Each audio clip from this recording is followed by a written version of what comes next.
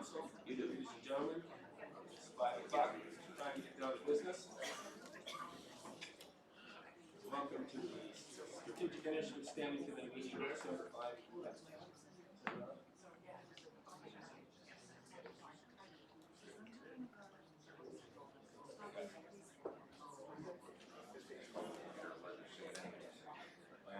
Okay.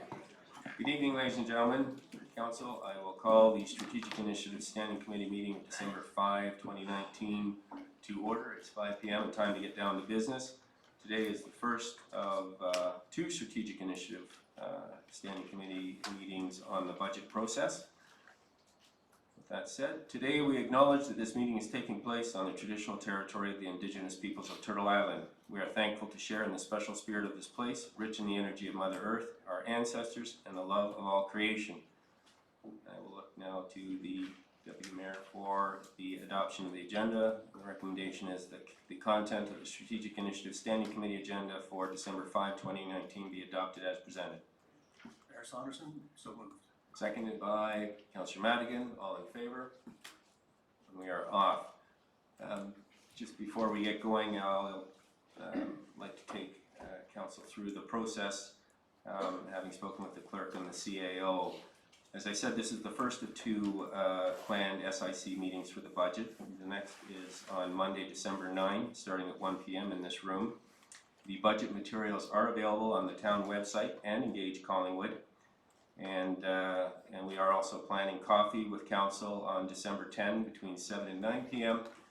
So that members of the public can come and speak to Council on any number of issues, budget being one of them, the updating of the strategic, community-based strategic plan, the terminals and asset management, as well as the proceeds of the asset sale. So that will be this Tuesday between 7 and 9, and we will, 5 to 7.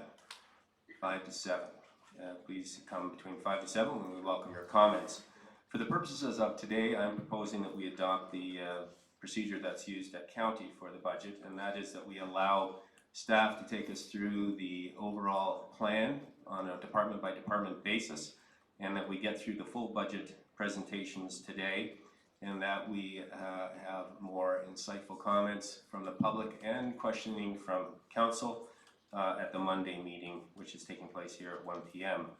And I would ask Council that if you have questions, if you can contact the specific staff members involved, let them know heads up generally what the questions are so that we can have a full discussion about the budget on Monday.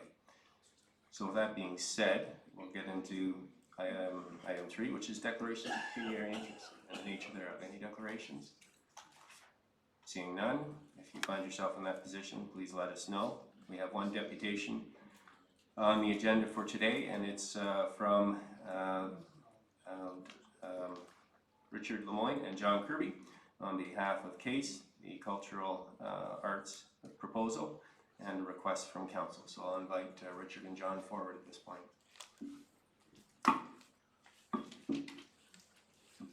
Good afternoon, Mr. Kirby. You have 10 minutes. Thank you very much, Your Worship. Your Worship and members of Council, thank you for allowing Richard and I to present to you on behalf of the Collingwood Arts, Culture and Entertainment Committee. We're doing a kind of a tag team match here. I'm talking about why and Richard's talking about how. Collingwood is a town in transition. Significant structural changes have taken place within the town's economic and population base. And this has resulted in a substantially altered local economy. The town's traditional industrial base has given way to a service-oriented economy driven largely by a growing tourist industry. The town of Collingwood has grown to become a progressive, vibrant community with much to offer its residents and visitors. Its many natural resources and recreational facilities, cultural activities, heritage resources, and tourist attractions, engaging downtown core and appealing architecture all contribute to our high quality of life. Collingwood also boasts a long history in the artistic activity, featuring, among other things, traveling theater and minstrel shows from the 1880s. And this strong arts current continues to run through the community today, where arts and cultural activities comprise a significant component of our life. The continued growth of the cultural sector, however, has been constrained by the lack of appropriate facilities which to present and exhibit art, and the lack of a focal point for an arts community. The Theatre Collingwood, for example, is currently operating without a home, operating in various make-do facilities. Similarly, the Blue Mountain Foundation for the Arts, a presenting agency, and other cultural groups have had to operate under difficult circumstances. If approached in the right direction, we believe that there is the potential for Collingwood to capitalize on the positive interrelationships that exist between the local economic development, tourism and convention industry, and the arts. Our proposed plan can potentially provide the impetus for realizing the full potential that the town of Collingwood has to offer its citizens and its visitors. Now, members of council, what I've just read to you was from the feasibility study for the Collingwood Civic Centre proposal from June 1992. And on behalf of that Civic Centre committee, I presented this document to council of the day in this very room almost 30 years ago.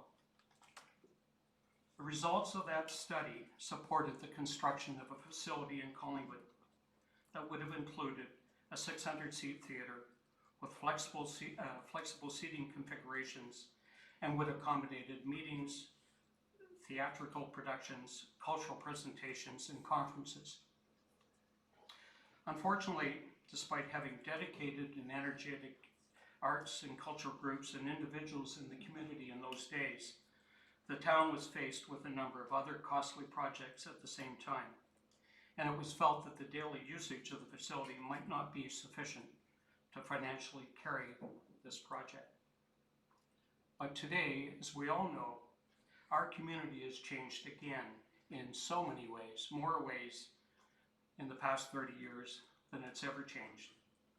And earlier this year, a group of interested citizens have revisited that dream. And I'm pleased to say the dream is alive and well and in the hands of individuals who are dedicated to see Arts, Cultural and Entertainment Centre constructed in Collingwood for the use of citizens and visitors to South Georgian Bay. Thanks to you people, council members, we have the funding to once again do another feasibility study as the first step. And now I turn things over to Richard to tell you how Case wishes to fulfill this dream.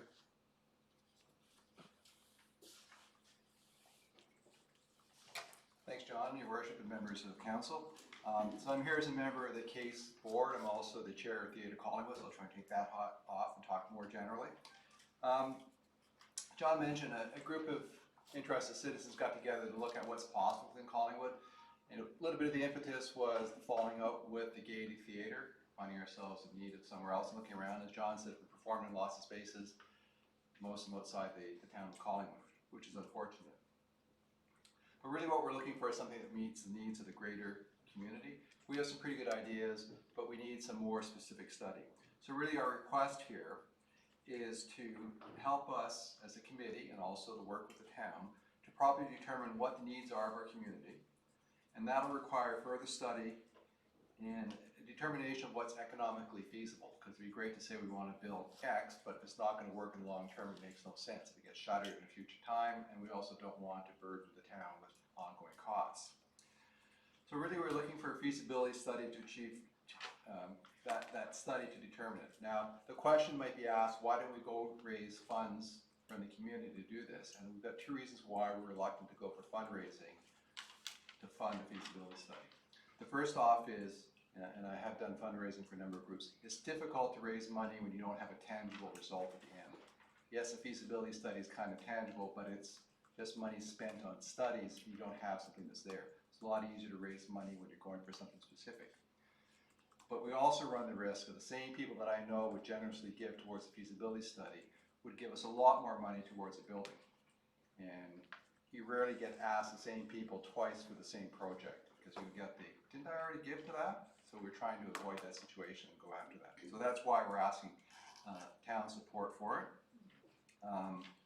We're confident at the end of the feasibility study that we will end up with an affordable, financially sustainable facility that could and should be built. If we weren't confident, there's lots of people on this case committee are spending time that we could spend elsewhere. We are confident that it can be built, and that's why we're dedicating so much time and effort to the project. Where would the money be spent? A large part of it would be to hire a firm of consultants to assist us in the preparation of the feasibility study. We have, as a group, looked at what other municipalities have done in the recent past and looking at building a very similar type facility. We know that that's what's needed in terms of the next best step. Part of that process, and we've already started this, to talk to the other arts organizations within the town and the general area to look at what they also need. So we're taking that into account, and that would be part of that feasibility study. Also to that would be preparing some, I don't want to call them artistic designs, but sort of concept drawings of what likely a project would look like based on that feasibility study. That makes it a lot easier to raise money when you can say to somebody, it's going to look like this, and it's going to be located here, it's going to be open for these kinds of events, and look at that costing. And we also, at that point, assuming we've got the feasibility study, it makes sense to go forward, to then look at hiring a professional fundraiser to go and raise the significant funds that would require to build this facility. Now, we do think this would be a mix of provincial money, federal money, town money, and private donations to make this happen. But having that professional fundraiser would be key. That position pretty quickly becomes self-funding, but initially in those first couple of months, as you start to build up the case study, we would need funding for that. We're also asking that we as CASE are fully involved in defining the terms and scope of the feasibility study. We've already spent a fair amount of time. There's some good knowledge within the committee, and we believe that we could work well with staff to come up with proper terms of reference for that study. Assuming our request for funding is granted, we're confident that we can complete the feasibility study within 6 months, and then quickly move on to the design phase, preliminary design phase, on a location that we're all in agreement to. We are looking to the town for probable sites that would work, and that would be part of it. Well, ultimately, it's council's decisions to where the funds should come from. We believe, based on the results of the Engage study, that there is a strong argument to be made that at least part of the funding should come from the asset sale fund. And on behalf of the Collingwood Arts, Culture, Entertainment Group, I'd like to thank the Mayor and the members of Council for this opportunity to present our requests. Thank you. Thank you very much, gentlemen. Came in with 10 seconds to spare. I should have done your rehearsing. Council, any questions or comments for the presenters? Councillor MacLeod. This is going to sound flip, but I don't mean it to be. But has there ever been a feasibility study done on a project like this that didn't come back with a result saying, yeah, you should definitely do this? I don't know the answer to that. I would suspect that most people who start that process have enough knowledge beforehand to say that it's likely to be an outcome. Certainly with any feasibility study, you don't start unless you think there's a possibility or high probability of success. So I'm sure there have been some that come up and said, no, it's a bad idea. And most people would not enter into one of these studies unless they were pretty confident it would be successful. Thank you. Councillor Conley. Thank you, Mr. Mayor. Just a quick comment. There's a much more recent document than the one you cited that references this. Of course, the PRC master plan of 2019, which is why I was flipping through because I just had it out today. And recommendation 83 is review feasibility and sustainability of a multi-functional arts and culture center for Collingwood. If you're looking for a more current reference, it's right there. Thank you. Thank you, gentlemen, and I think the funding request is part of the PRC budget for 2020, so we'll deal with that in due course. Staff reports, we have none, so which takes us to item 6, which is budget discussions, and I will look to CAO Amin to do the introductions and kick off the process.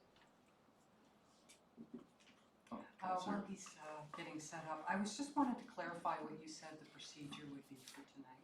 So if I understood it, the council won't be asking any questions tonight, it will be on Monday, and we are to pre-select our questions, so the right staff will be here, or what are you thinking? No.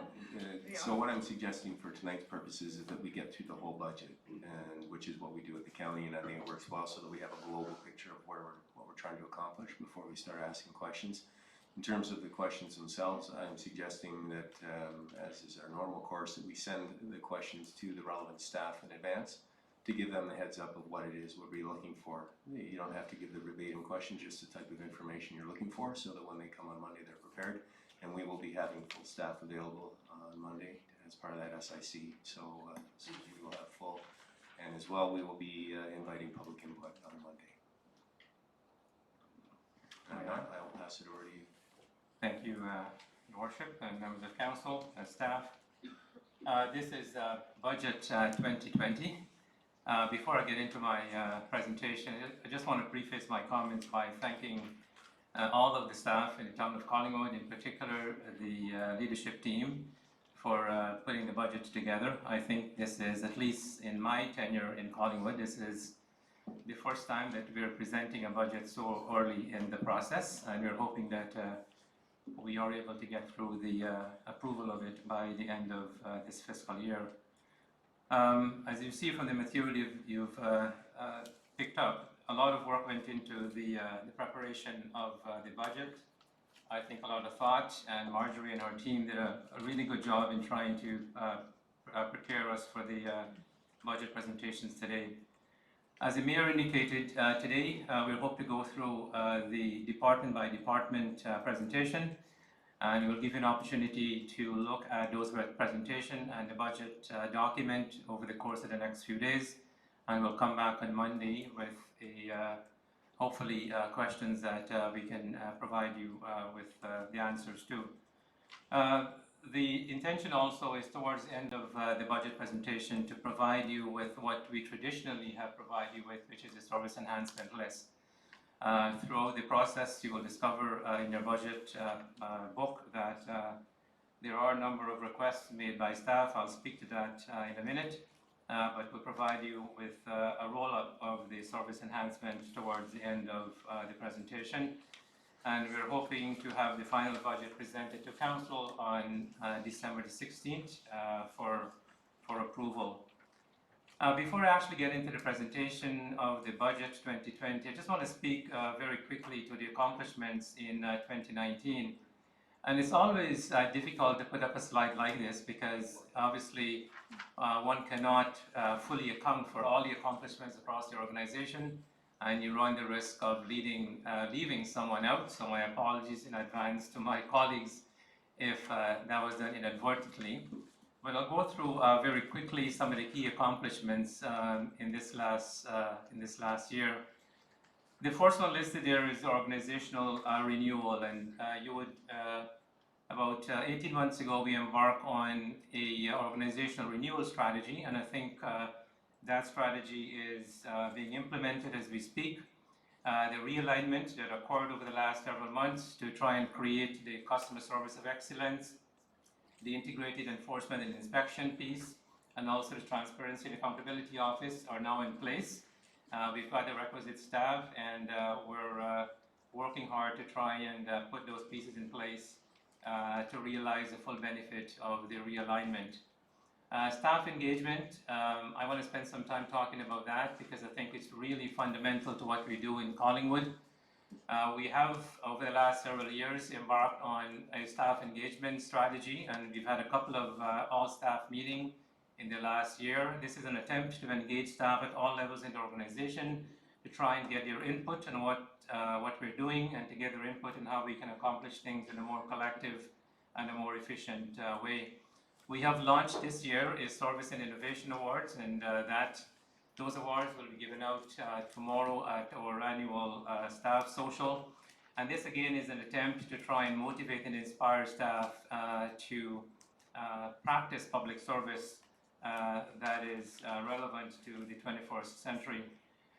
We have put in place a lobbying registry. We're in consultation mode, and we're hoping to have that registry in place by early 2020. And we've made some changes to the governance and procedural bylaw in the town of Collingwood, and that was passed by council a few weeks ago. So on the organizational side, we are moving on a number of initiatives to try and increase transparency and accountability. We have also completed a number of major studies, and again, the list that I've provided here is not exhaustive. We've done a PRC master plan. We've concluded the development charges study. We've done a number of master servicing studies, including sanitary, water, as well as a master storm study. We've updated our transportation infrastructure, and we're in the process now of doing a water and wastewater rate study, which will come to strategic committee next Monday. And we are also in the process of updating our strategic plan. So there are a number of short to medium term studies that are being put in place to try and get us on the right track to prepare for the next 15, 20 years. In terms of the budget fundamentals, next slide. The budget, I think it is fair to say, is based on a number of what I describe as fundamental cornerstones. One is the community-based strategic plan, which is being refreshed, and again, that is work in progress. We're hoping to conclude that early in 2020.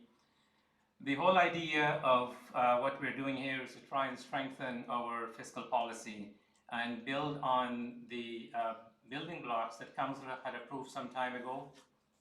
Many of you would recall that Council had a pay-as-you-go policy, and as a result of that, we're seeing that the debt is going down, and also Council's intense focus to try and continue to make Collingwood an affordable place for those who live, work, and do business here. And it is within that fiscal backdrop that we try to develop a budget to come up with policies and programs and funding that respect that fiscal sustainability criteria. We're focused intensely on asset management and how we protect the assets that we have and ensure that they are in a state of good repair and that we are setting aside money for replacement costs. And next year in 2020, we will be developing a much more robust asset management plan to try and respond to not only the provincial requirements, but also some of the local needs that we have across the municipality. We are experiencing a tremendous growth pressure, and when the planning and the public works and parks and rec department heads and emergency services present, you will see the pressures that we are experiencing as a result of the population growth that's happening across the municipality, and I'll show you a slide that compares the population growth over the last several years. One of the big issues that we've always focused on in the municipality is how we can modernize the public service. And for the first time, you will see that there are a number of customer service metrics embedded in the budget. And the intention here is to try and publish these customer service standards so the public can know what to expect from us. And you will see the details as the department heads go through their respective presentation, where this is in effect a contract between those of us who work in Collingwood and those who try to get access to services that we provide. We'll provide you with specific timelines and commitments in terms of how we'll respond to different requests that you might make of us, and you will see some of those specifics in the department specific presentation. Not only that, I think what we're also planning on doing is measuring ourselves against some of these criteria at the end of the year. So we'll publish what our customer service standards are, and at the end of the year, we will tell you how good or not so good we have performed on those performance metrics. Customer service is going to be a relentless focus. That is the common denominator for any public service. The one thing that binds all of us is the service we provide to each other within the organization, or the service we provide to our customers who try to access services from us. We're going to try and improve the number and types of channels that people try to get services from us. So in addition to walk-in, we're looking at internet, we're looking at access through mobile phones, and we're also looking at various ways where people could access town services. The one thing we've talked about, and you will see it actually exemplified in this budget, is the issue of looking at providing services beyond regular working hours. I stood before council about a year ago and said, I don't think the public should take time off to come and access town services. I think we should provide services that is convenient to people who want to access town services. So for example, I see no reason why during the summer we cannot open late one Friday, or we cannot open on a Saturday for this. So those who want to come in, for example, and get a building permit, if they're only here on a weekend, can access town services. Also, those individuals who live here and want to access town services, they should be able at least once a week or once a month or twice a month to be able to access those services outside of normal business hours. So that walk-in services is one thing we're going to focus on as well, but we understand that in this technological age, people should be able to sit in the living room at 1 o'clock in the morning or 7 o'clock in the morning and be able to, with a few taps, pay their tax bills and also be able to pay a parking ticket or indeed submit an application online. So we're working on multiple channels to try and ensure that we offer a range of services to our public. As I said earlier, we're going to try and measure ourselves against some of these objectives that we set for ourselves. The next slide shows very quickly the growth that we've been experiencing since 2014. And you can see with the broken yellow line, the estimated population growth. And we've compared that to the growth in FTEs. FTEs is full-time equivalent, those people who work in the municipality. And you can see also, we've also need to make sure that we invest in the organization and we invest in mechanisms to ensure that we become more efficient. One of the discussions that we've had at the staff level is that we're not always going to gravitate towards increasing FTEs to reflect the population growth. I think we have to look at other means of ensuring that we enhance our efficacy, whether it's technology or maybe also looking at contracting out. So we need to look at a variety of measures to provide services and not only necessarily try and match population growth with growth in FTEs. And you will see some of that in the specific presentations by the department heads. In terms of the pressures on the budget, I'll quickly outline what I think are going to be some of the major challenges in 2020. And again, this is not an exhaustive list. Top on the list there are a number of changing legislative requirements from the province of Ontario. There are new minimum standards for roads and sidewalks. The planning and related growth legislation is being changed through Bills 138 and Bill 108. There are amendments to the Planning Act and amendments to the Development Charges Act. The province is changing the way services and growth are funded, and we have to adjust accordingly, especially when it comes to the funding for what we call soft services. One of the challenges that we have, and I think this is where it is really imperative that elected officials and staff focus on maintaining existing infrastructure. This is not always the most flashy thing to do because we hardly see the pipes and we don't see the infrastructure that provide essential services to people who live and work in Collingwood. But I think it is imperative for us on an ongoing basis to ensure that we are cognizant of what it is that we've got, and that we invest enough money to keep them in a state of good repair, and that we have enough money set aside to ensure that the replacement costs are accounted for.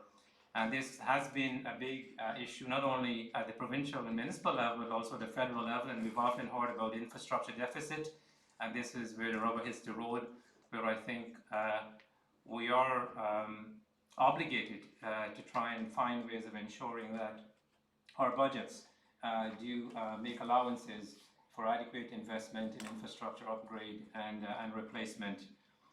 I believe there's an expectation that we will continue to provide certain services to our taxpayers, And I think we also need to look at, and I spoke about this earlier, how we can enhance that level of service that we provide to taxpayers.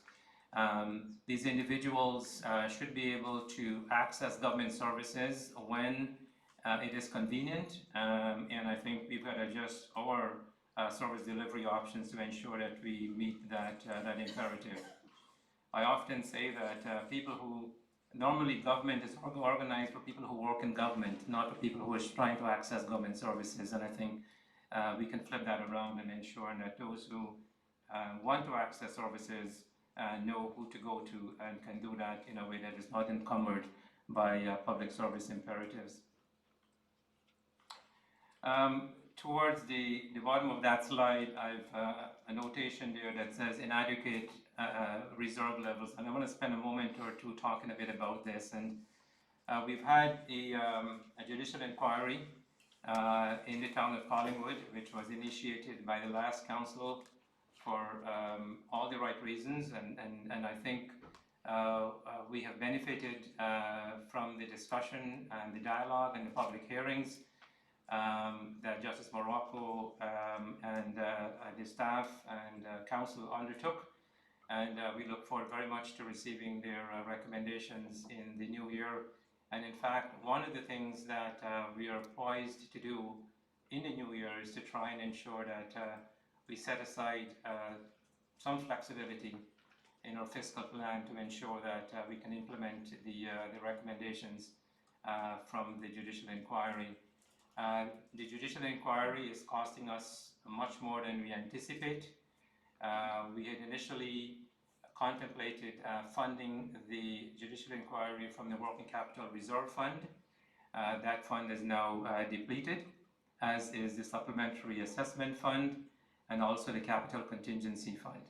So I think Council has a choice to make in terms of how do we repopulate that fund, how do we replenish these funds, and if we decide to replenish those funds, what's the appropriate level, and where do we get the funding to do this. I mean, I think reserve funds are in place for specific purposes, and we can get into a bit of a discussion as to why they're there, but it is important that we have enough money set aside to deal with any emergency that we are faced with.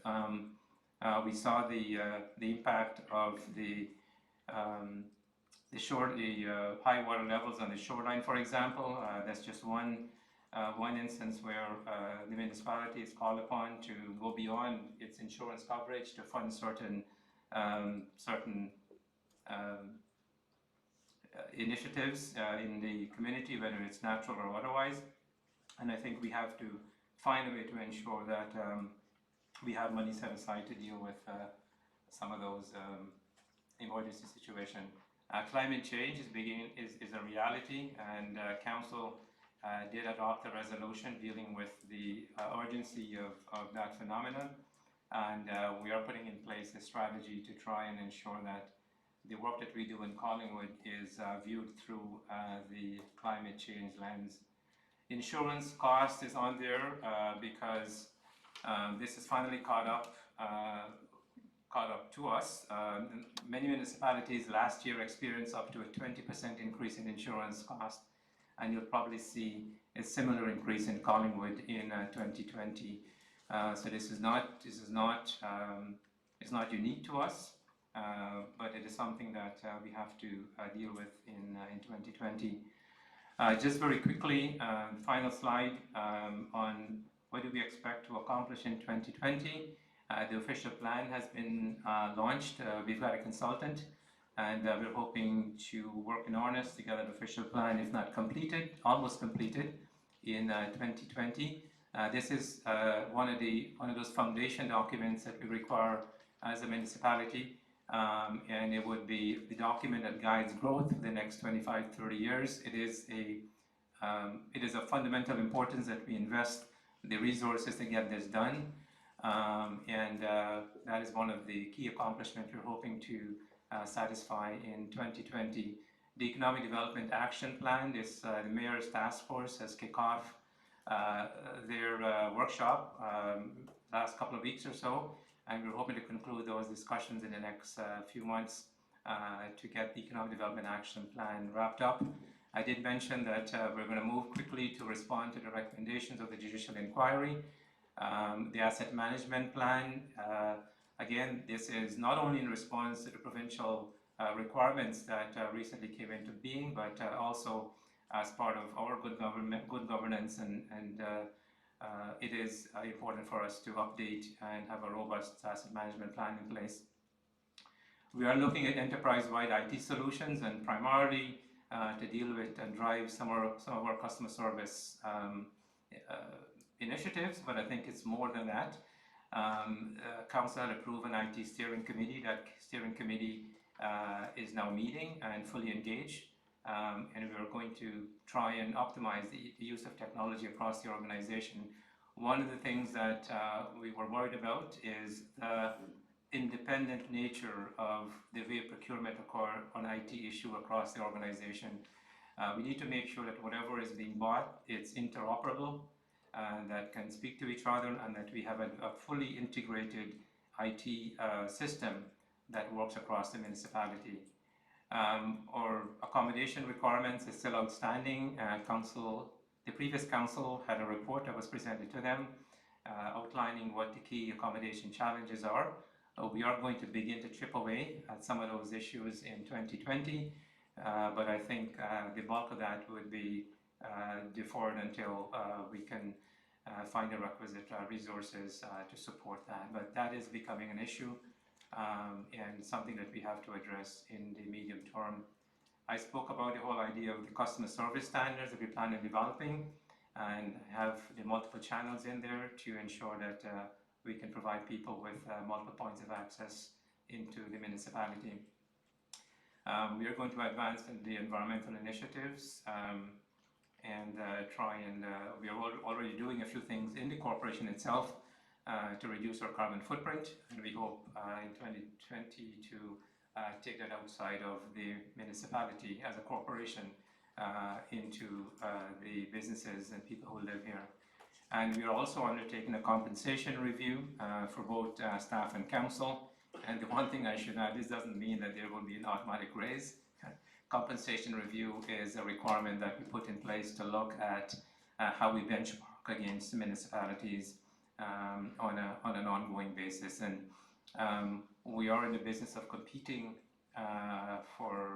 with other municipalities for talent, and we need to make sure that our compensation is in par or in line with other municipalities. So that's a sort of quick, broad overview, and unless there are specific questions on this piece, I'll ask Marjorie to continue with the fiscal overview. Council questions? Councillor Jeffrey. Just a really quick one. Will the CAO's slides be circulated to us? Yes, I think we'll arrange for that. All right, Marjorie, you're up.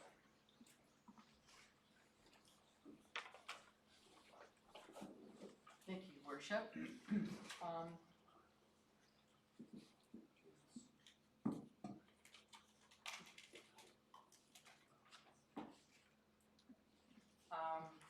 Actually, there's another one out there.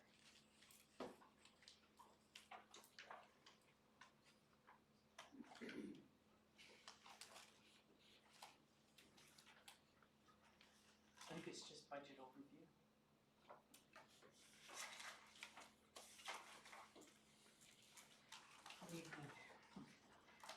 What I'm going to present is strictly just a high-level overview of the numbers, and all of my colleagues will be providing a brief summary of their department budgets, and they're going to share their accomplishments and pressures and what to look for in their budgets.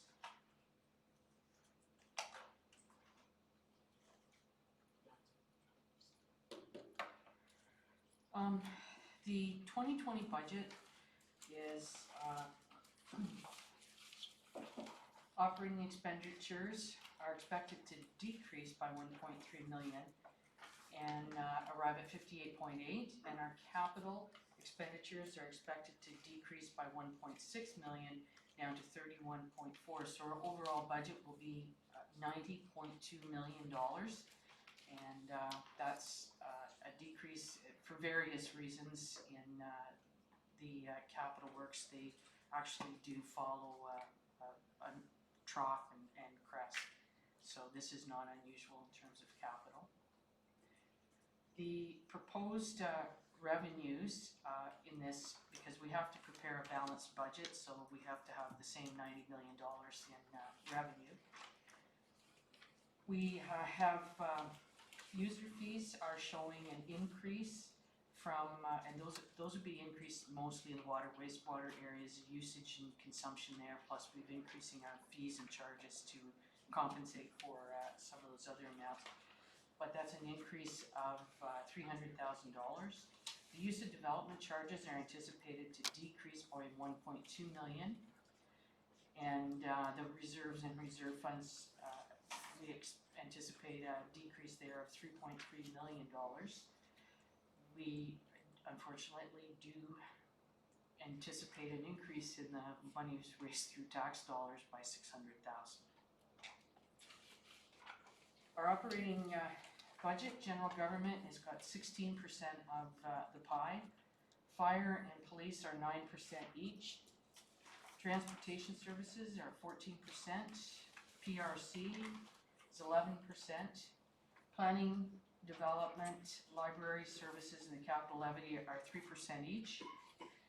And other use is 4%, and the vast majority of those revenues are non-tax supported service, and that's 28%.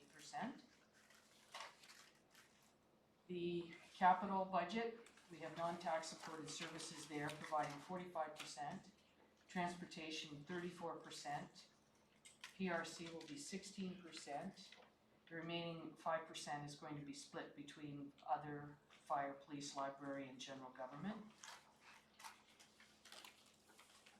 The proposed summarized budget that we have prepared all of our documents based on is a proposed levy of $30,088,556, which is a 1.87% increase over the request for 2019.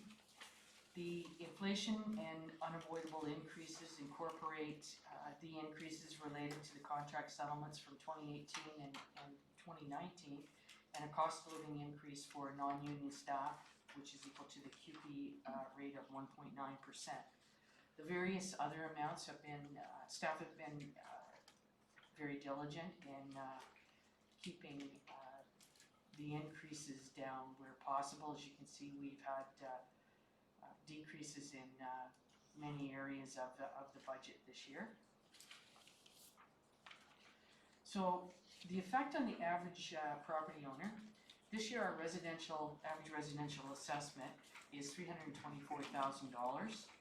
The average phase-in assessment increase is $9,790. What I'm about to show you will only consider the town portion of the tax dollars, and I haven't included the 0.75 capital levy in any of the numbers that you're about to see. So the based on the proposed budget that staff are recommending to council, we could actually have a 1.36% decrease in the tax rate, which would then translate into a decrease of approximately $31 per average property. What you have received and what you all have received in your 2020 budget draft budget books, we've provided you with supplementary information regarding the inflation avoidable increases, explanations, growth related, and these particular tax scenarios in more detail. And as the CIO mentioned, we will have packages regarding service enhancements ready for council and later. And our next steps, we will be having another SIC meeting on Monday at 1 p.m. here in the council chambers. And again, public input and comments are welcome throughout the meeting. We have sources on our Engage Collingwood for comments to be brought in. And we'll be having the coffee with council session on the 10th from 5 to 7. And as the CIO has mentioned, hopefully we will have an adoption date for the budget of 2016, December 16th, and that would realize one of my goals for the last 14 years.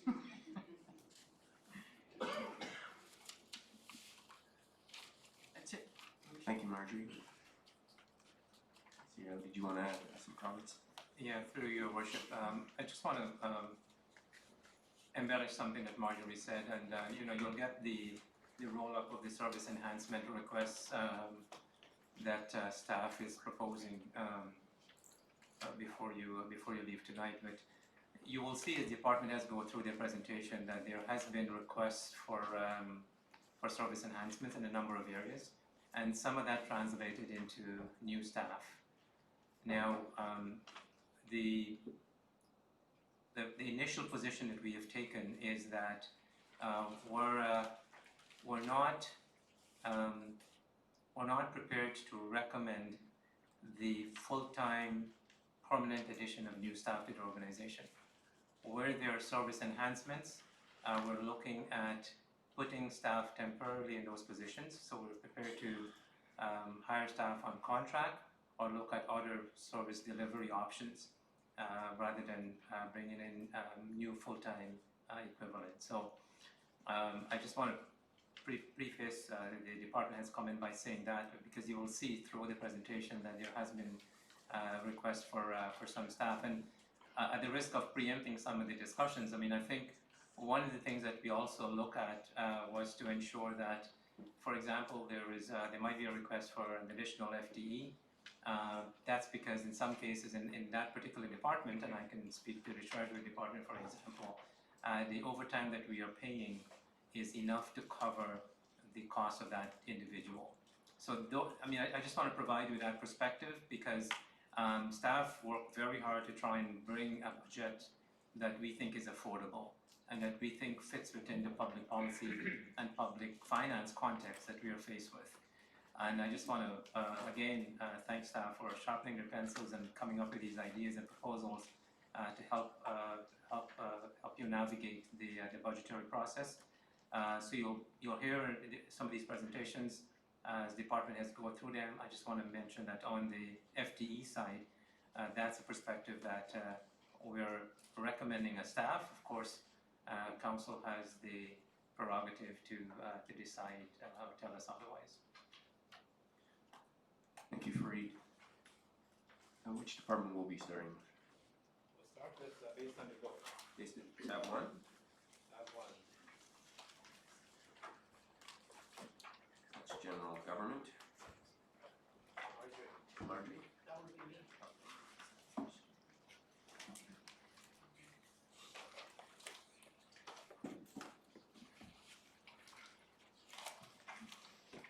Actually, this year we've provided the tabs and the page numbers on the fronts of the presentations when we can get there.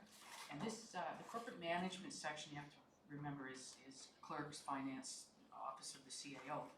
And in terms of the 2019 figures, it also incorporated some of the customer service payment or salaries for staff, because that's where we had them allocated originally. So if you, next slide. When we take a look at the budget pressures and increases for the section called corporate management, I've included this separate section that Executive Director Skinner has, is the corporate and customer service. I just wanted to show you that in general, where corporate management has gone down, we've had an increase in the corporate and customer services, just strictly because we have transferred the expenses from one department to the other with a minor increase there. So in terms of my my finance budget, the accomplishments were that we had the strategic asset management policy. It was developed and approved by council, meeting the deadline of July the 1st. We've completed the development charge study project. We've actually, one of our goals for last year was to complete the configuration and testing of WorkTech timesheets for implementation beginning January the 1st, 2020, and we're all set to go. The first payroll in January, we will have people transitioned over to that system, which will allow us to code more. It's a job costing system, but it will allow us to be able to transfer operating wages into the capital sections much more easily and to provide better costing across the whole organization. And the finance department did facilitate the broader corporate reorganization. I know that we did actually volunteer to move to Shefford Court when the judicial inquiry came along, but we've stuck it out now for another year, and it was good. The budget pressures that I have faced this year related to funding the judicial inquiry costs. We did take about 10 years to build up the reserves that we did have, and they have been severely depleted at this point in time, and I still don't have all of the October-November costs in for the Commission Council or Town Council. The asset management plans and pressures to meet milestones there, and I believe Dennis is giving a presentation on Monday about the status of where we are with the asset management plan. You'll find that very interesting. Federal and provincial reporting requirements and the pressures to meet deadlines. There are a lot of additional requirements now because the grants themselves hinge on the asset management plan, so it's kind of making everything an integrated requirement. And again, resource and capacity constraints that do challenge our ability to meet the council and public's expectations. For 2020, we are going to implement a product called Virtual City Hall, which actually integrates with our WorkTech systems and our GIS and the Great Plains General Ledger system. We hope to select and implement a budgeting software which should add more transparency and efficiencies in terms of the budget process itself. Again, we're looking at software that overlays our financial, our Great Plains General Ledger package that will draw the information in for us, as opposed to, like right now it is a lot of Excel spreadsheets and those types of things. We hope to plan the transfer of the water and the wastewater billing system from EPCOR to the town, aiming for a 2021 conversion date. The Great Plains software that we're using does have a utility billing module in it, and it was actually, it's the town of Wasaga Beach has been using this module since 2009. Growing pains at the start, of course, but once it gets up and going, and with the completion of the wireless transmitters, we should be in a good spot to start doing that ourselves and adding more customer service for the residents. We are requesting a contract financial analyst to assist in reducing the overtime and actually to facilitate some of the internal cross-training that we haven't been able to do for the last year, and that's for the, I call the mission critical functions, the two of them, tax billing. Most people wouldn't call that critical, but tax billing and payroll. Our customer service, during 2020, again, as I say, that we'll be implementing a software product that integrates with our current systems to provide taxpayers with access to online payments and the ability to view their tax and other accounts. That would be the Virtual City Hall. I'm sure that a lot of you have seen the My Account on other municipal websites. You go in and you can set up your account on with your tax notice. You can have access to your tax account payments, so on and so forth.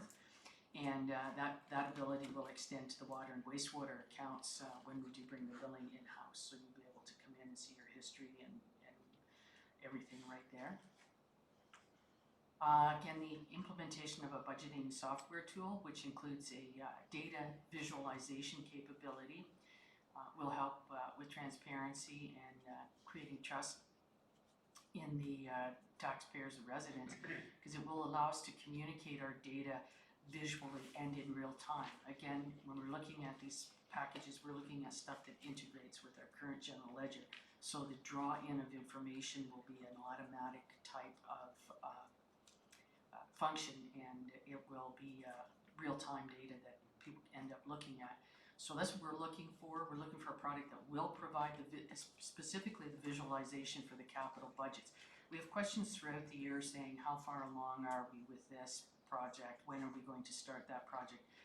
These products that are out there will allow you to input all of that information in there, and it gives a dashboard for the residents to go and look at all the capital projects. They can see the progress, they can see the budget, they can see how much has been spent to date, and those types of things. They can do that again with some of the operating items that are out there. We can set up, the ones that we have looked at are very flexible, and it will facilitate preparation of the budgets and provide the consumer, the taxpayer, with more information. The cost of that budgeting software is only about $24,500, and we would anticipate using the modernization funding that we did receive in 2019. Now, the $597,000 that we received last March, there is a staff report coming at some point, probably in the start of the year. We were using part of that when we reallocated the out of the coal funding from a capital project. So there is the funding there for the virtual city hall product, and we're looking to use it again for this product next year.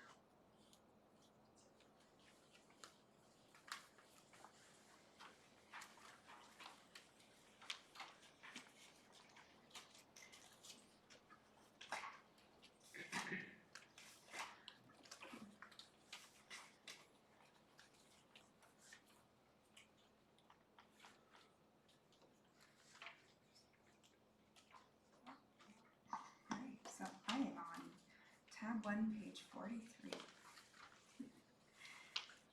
Alright, so I'm kind of jumping in here.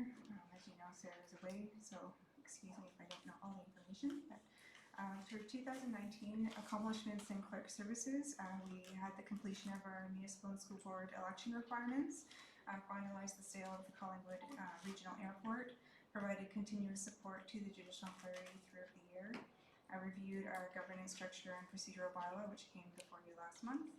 We hired our accountability officer, who's now on our team, and we introduced the lobbyist registry program, and we also implemented the new website and Engage Collingwood platform. Some of our budget pressures as we go along are the ability to provide continued support to the judicial inquiry and implementations of the findings, keeping up with legislative changes and updates to our bylaws and policies and procedures, enhancing accountability and ensuring good governance is maintained, increased demand for public information and municipal services, ability to attract qualified vendors when we're going up for procurement, and the continuation of finding new customer service enhancements and public engagement opportunities. Some of the key highlights for 2020 that Clerk Services will be working on is the implementation of the judicial inquiry findings, implementation of our lobbyist registry program, review and enhance our procurement processes, and continue to enhance our meeting management systems, accountability and transparency measures, and community and customer signal changes come our way. So building enforcement and crossing guards were removed from Clerk Services and moved to planning and building services. Our customer service ambassadors and communications officer were moved to the new customer and corporate services division. We received procurement and the insurance program from the finance department, and we added our accountability officer, and I'll be talking a couple slides down at a proposed procurement coordinator. So for our customer service performance indicators, in Clerk Services, we offer commissioner services, and we also do vital statistics in terms of death registration and marriage license issuing. So for our commissioner services, we do approximately 750 documents within a year, which is a lot. These services include the administration of affidavits and statutory declarations, as well as certified copies of original documents that people are looking for applications that they're submitting to various government organizations. Clerk Services strives to ensure that this service is available to the public whenever our doors are open at the Town Hall. And we've only had 4 occurrences this year where we have not been able to have staff available to offer this service. We currently have 7 employees appointed as commissioners within the Town of Collingwood, and we can offer the service at the Town Hall and as well as on the 3rd floor in the municipal offices of the library. We also do off-site commissions too upon request. Those are mostly for people that are in nursing homes or unable to leave their home. For vital stats, Clerk Services is responsible for administration of marriage and death related records. To ensure this vital service is available, we also strive to maintain a staff member always available at the Town Hall for these services. As with the Commissioner Services, we've only had approximately 4 occasions within the year that we haven't been able to issue a marriage license during our available times. We have had our customer service ambassadors appointed as division registrars to assist with death registration to provide a better customer service to the funeral directors. So that service has not been interrupted all year, it's been continuous throughout. For our marriage ceremonies, we offer them here in the chambers on Fridays, and they are upon request. We usually accommodate up to 3 ceremonies in a day, and we also offer them off-site for people that are unavailable to attend the chambers, or if our chambers are not available. We had to do this year quite a bit with the judicial inquiry being in here. We didn't have access to our chamber on most Fridays, so we did quite a few off-site marriage ceremonies in people's homes and backyards, which was kind of nice. Our approximate death registrations per year is 550. We issue approximately 175 marriage licenses within a year, and we conduct about 40 marriage ceremonies within a year.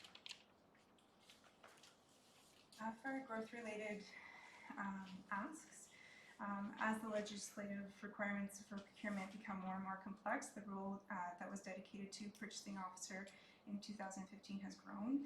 So we're asking for a contract procurement support person for the year to help assist in making sure that we're meeting our legislative requirements and enhancing our levels in this term. The digitization of records program. So we are looking at slowly moving our records, our inactive records, into an electronic form. This $55,000 would just transfer our building permit records over, which would be in line with Mr. Miller's project in his digital application program that he's rolling out as well.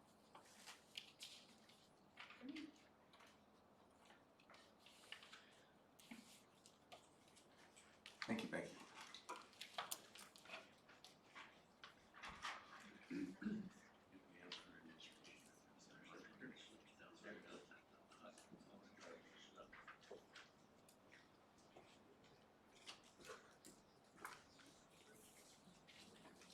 Welcome, Ms. Skinner. Thank you, Your Worship. We're going to continue in tab 1, and this is actually starting on page 51, which is the beginning of the 4 sections of customer and corporate services. And I did want to acknowledge that my very competent management team is here.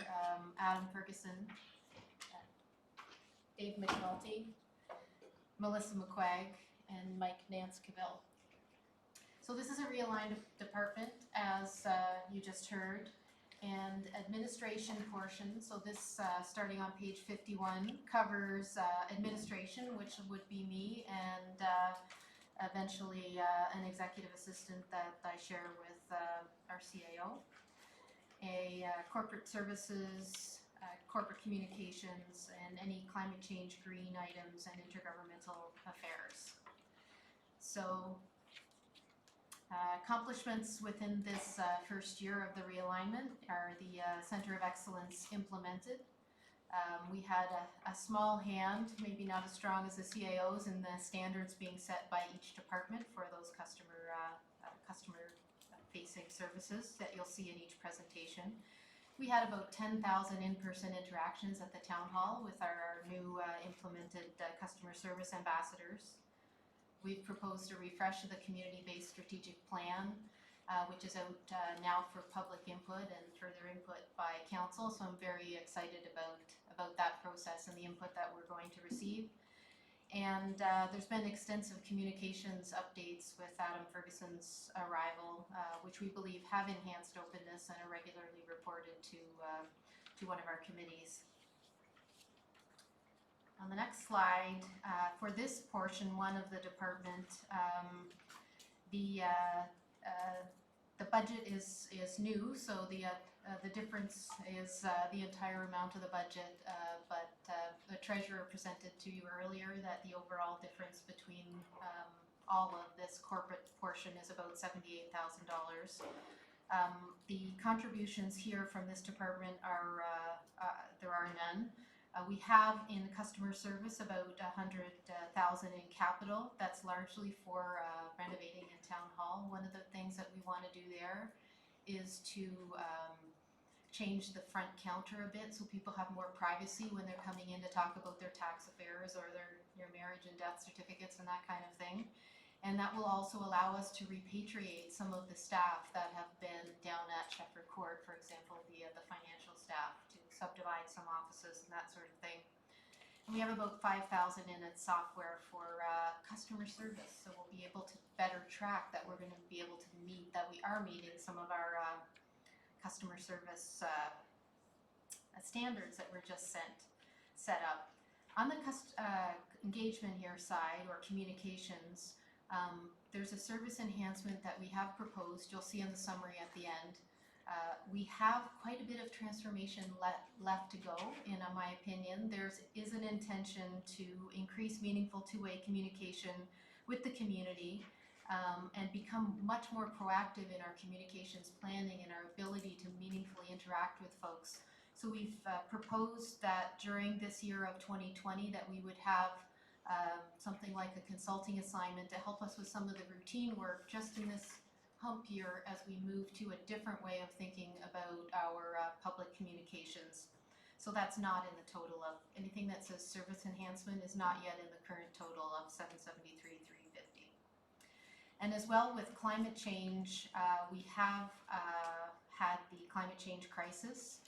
Greener Collingwood had a existing budget which we've cobbled from other things of $22,500 that we plan to use. And there are about $100,000 of LED retrofits, which are excellent investments. They're in other budgets, but we'd like to just mention them here in the green portfolio. So there will be more conversation with council as we go forward on our overall proposals for green and climate change. For that work, just to mention, we're actively seeking external funding and partners as well. So I'm hoping that there will be some externally funded work that will happen during the year on the green and climate change front. Key highlights for 2020. One of our flagships for service standards are common service standards that would apply to all departments.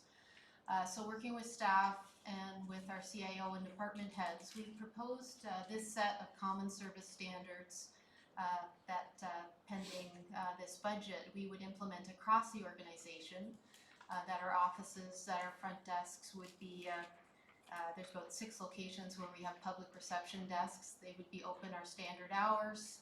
Wait times would be less than 10 minutes. We have some requirements for the phone, including voicemail return within 1 business day, out of office messages being current, so people know whether you're going to be there to return the voicemails within 1 business day. Some notes on correspondence, including emails to the town with a response within 5 days. At a minimum, an acknowledgement and a time frame so people know they've been heard. And on the social media side, we're looking to respond on a best effort basis and make it clear if you need a response to potentially use one of the other channels.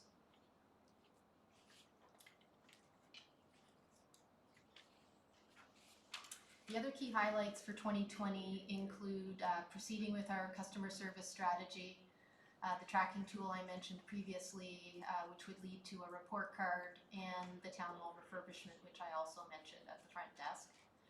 We're looking at advancing the environmental agenda, supporting the pilot with the UN Habitat, and the communications transformation.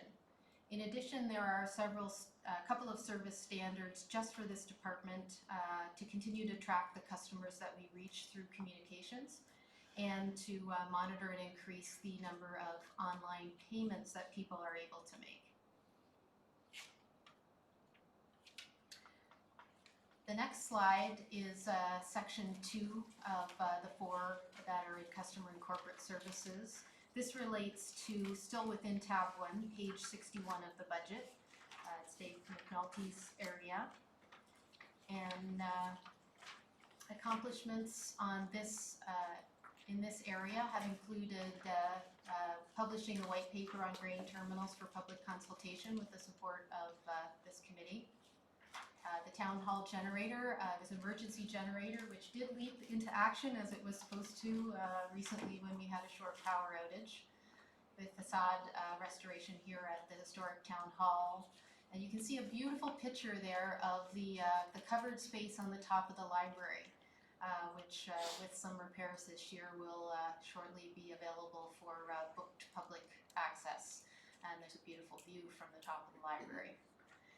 We've updated our energy conservation and demand management plan, and in the water and wastewater side, one major project was complete that's already saved about 287 megawatts, which is an amazing amount of savings on the power side.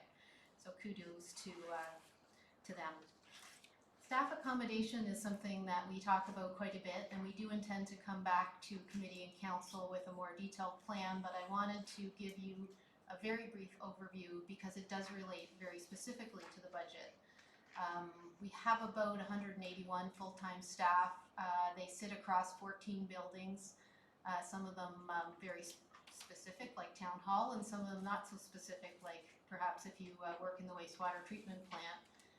We spend about $1.5 million operating and maintaining these. It's a bit, I say about, because sometimes it's hard to tell how much effort went into the bays of a building for trucks versus the offices, but this is general. We did have that study that the CIO mentioned, and pending council's confirmation of each step, the schedule generally looks like deciding in 2021 if the Business Development Center will remain physically in the annex building next door. The next year, completing a major renovation at 10th Line to expand, which will enable a decision on what to do with our Stewart Road property. Looking at our vision for this area in 2023, and then who knows if there will be a town hall transformation after that. Right now, the long-term capital plan is carrying $19.7 million for that work. And in 2020, we are recommending capital work related to staff accommodation. That includes the front counter I mentioned, $120,000 approximately in the public works budget to capital to plan and design the major expansion at 10th Line, so we fully understand what that is before pulling the trigger on any major capital investments there, and $240,000 to add offices on a second floor that we desperately need due to some overcrowding right now. Fleet and facilities, there is a desire for skilled analysis and delivery support because we have quite a few things happening on the accommodations side, people moving around. We're doing asset management inspections of the many buildings so we can put those into the plan, and quite a bit of fleet work. And our proposal is here that we would have the equivalent of a half-time position, which could very certainly be a contract position to help support that work. There is about $3 million of vehicle procurements in 2020, about $1 million of capital building work that effort could support. And we also have on the accommodation side some cabling, furniture, and rent at Sheffer Court until we're able to complete, finalize that lease of about $114,000. That makes a difference between the last year's budget and this year's budget. There's a couple of customer service standards on energy conservation and fleet electrification. Key highlights for next year, I have mentioned most of them. I will note that the grain terminals, there's the recommended mandatory actions as well. I should have put in there finalizing the white paper decision, council's decision on next steps and implementing them. The third tab is human resources, Melissa McQuaig's area. It's third of 4, page 71. Accomplishments included some significant recruitments, the firefighter collective agreement, and a few things you would have been familiar with.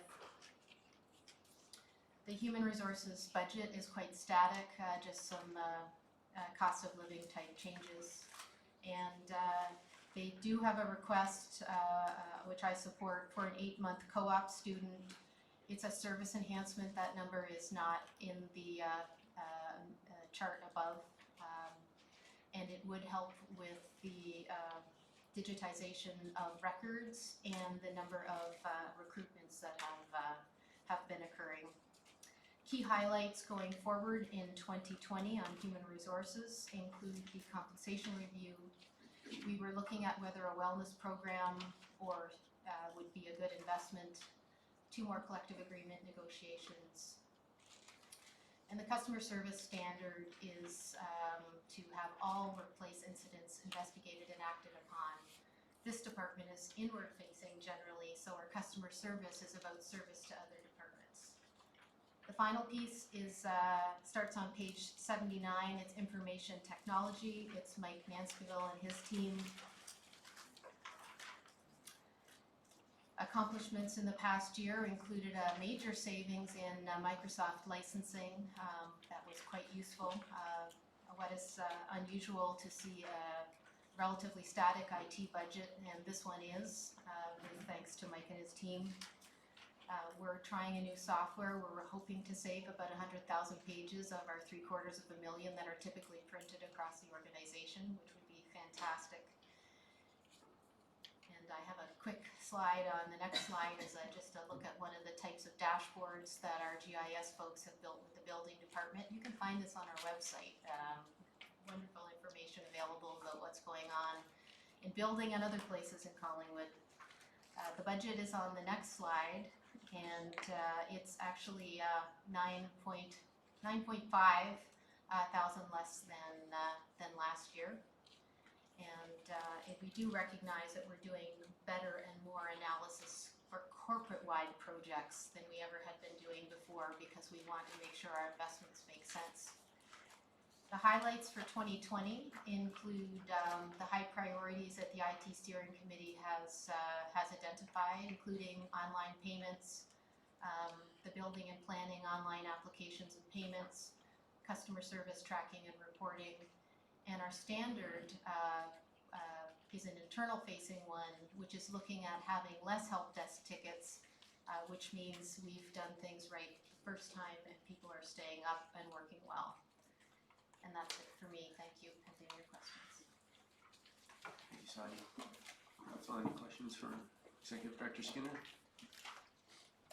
Seeing none, we'll move on to tab 2, and I'll invite Chief Parr.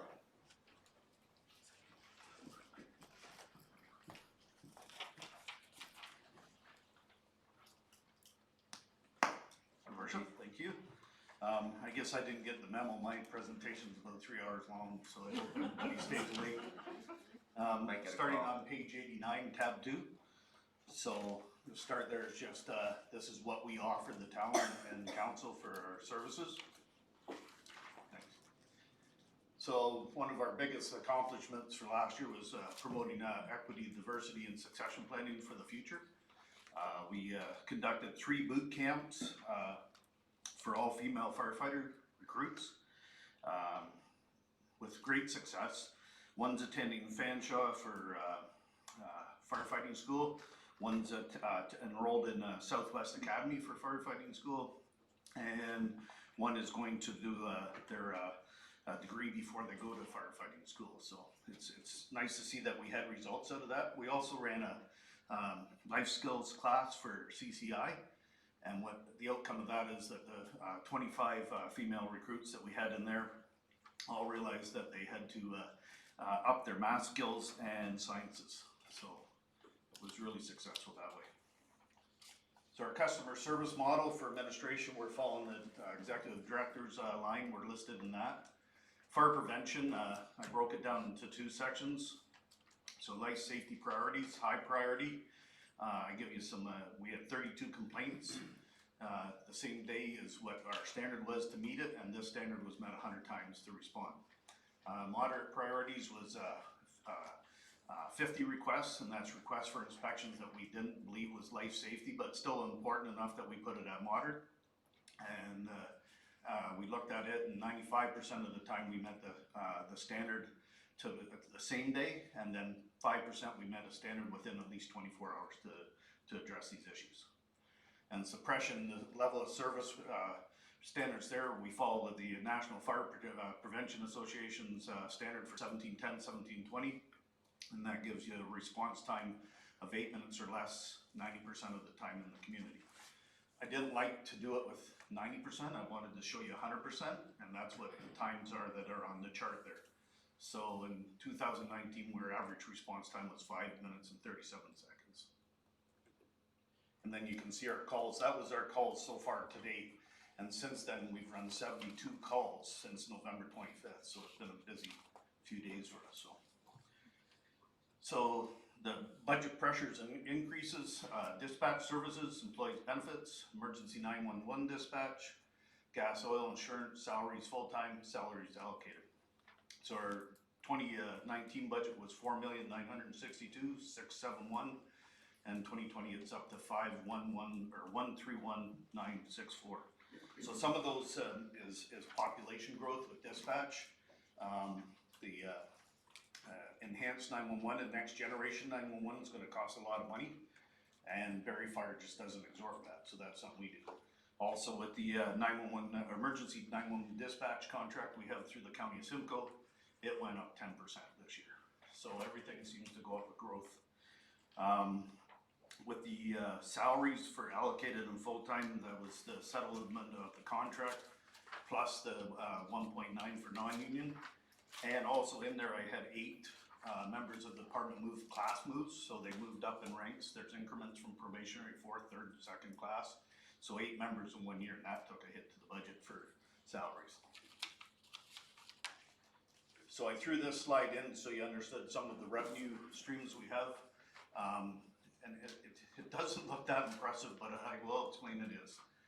It takes 18 months to 24 months to receive any revenue through the insurance claims. So what we see here is just a start. So I still have outstanding claims for 2017 that will receive the money. So every year I come back and show this slide, you'll see that the numbers have increased into it. So we've had lots of files and claims for 19, but no money yet for that. So it's a good program that's involved in, and it'll reflect later the cost. So, and then last one is our 2020 capital request.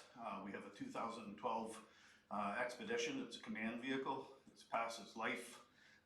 It's the one that it has a special purpose package in it for brakes, batteries, etc. like that. So the replacement cost for it is $60,000, but I think it's going to be less because I'm not looking for an Expedition style vehicle. A little smaller of a vehicle can adapt to what we need for a command vehicle. And then the second one was the dedicated fire rescue boat for water rescue, firefighting, hazmat cleanup. We received a $25,000 donation from a local resident, and we're just asking for the rest of the funds to purchase that boat this year. And then Marge wanted me to throw in the pumper approved last year, still hasn't been delivered. It takes over 1.5 years to be built, so that money still hasn't been spent from last year's budget. That's it. Thank you, Chief. Councilor McLeod. Just one question. Thank you very much. How is the fireboat not a service enhancement? I think when we looked at the increased use of the port and the more slips that were built in the port, And the amount of more people coming in, we felt it was a growth-related enhancement, not a service enhancement. So we also have that, we offer that service now with a shared boat with Parks, Recs, and Culture, so that we're still gonna do it, we just want our own boat to be able to do the same thing we were. So we went from, I think 3 years ago, 2 calls to last year to 3, and then this year we're already 27 calls for that, for service for the boat. So, just so many people using our waterfront, so. Thank you. Councillor Hammond. I just have a general question, which is, why are there insurance, why are you waiting for insurance? What does that relate to? So, we signed up with Firemark, and Firemark's a program where, if somebody has a house fire, there's a piece in everybody's insurance policy that we can recoup costs. So if we break equipment, if we have overtime costing, so we can't get it all, but there is, certain insurance companies will have luxury policies where we get more, and other companies have less. So probably the average for a working structure fire, you look at maybe $2,000 recovery, but there's other calls that we can qualify for some money, maybe up to $500. So we haven't had anything less than 500, and I don't think we've had anything more than 1,500 in recoveries through the insurance program. But we use Firemark, they're the expertise. Yes, we pay a fee for their service, but they know how to collect the money for us. Councillor Cronin. Thank you, Mr. Mayor. Through you to the chief, well, first and foremost, congratulations. You play such an important role in our community, and I had no idea about the young female program that you have going through the high school and the training, and that's just outstanding to hear. And then to further hear that encourage those young women to upgrade their math and sciences is outstanding. And I just wanted to offer the comment, I'm so glad to see that fire rescue boat on here, because if I understood from an incident we had this summer, I mean, that's a life and death situation should we have an emergency on the water and need to get to someone. So I'm glad to see that here. Thank you. Thank you. I have to kind of thank the CAO for that, the program with the female firefighters. He mentored me and my deputy a little on programs and what would maybe be some barriers that were stopping us, and so we're moving forward, so. Thanks, Chief. Yep. And that brings us over to Public Works.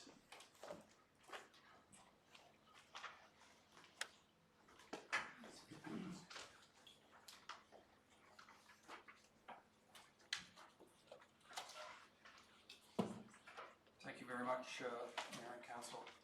This is going to be a team effort. I have a very large budget, and I have a very talented team that assists me with this budget.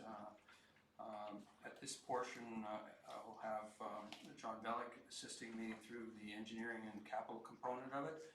But the Public Works and Engineering budget, we're a $5.1 million operating budget and $8.5 million capital request for the coming year. And I'll turn it over to John for the first section, and we'll go back and forth between, we'll try and go through it quickly. It's going to be a long day. Good. John, you're up. Thanks, Ryan. So I'll start with our accomplishments in 2019. We had the reconstruction of Baker Street from Hume to Erie. That was a over $1 million project where we replaced all the sanitary sewer, storm sewer, and redid the road. We had a very busy year in development. The engineering department reviewed over 71 development applications, and we advanced 2 subdivision agreements as we know in Summit View. And we completed the design of Huron, Ontario and Lockhart intersection where we're adding turn lanes, and we'll see construction of that next year.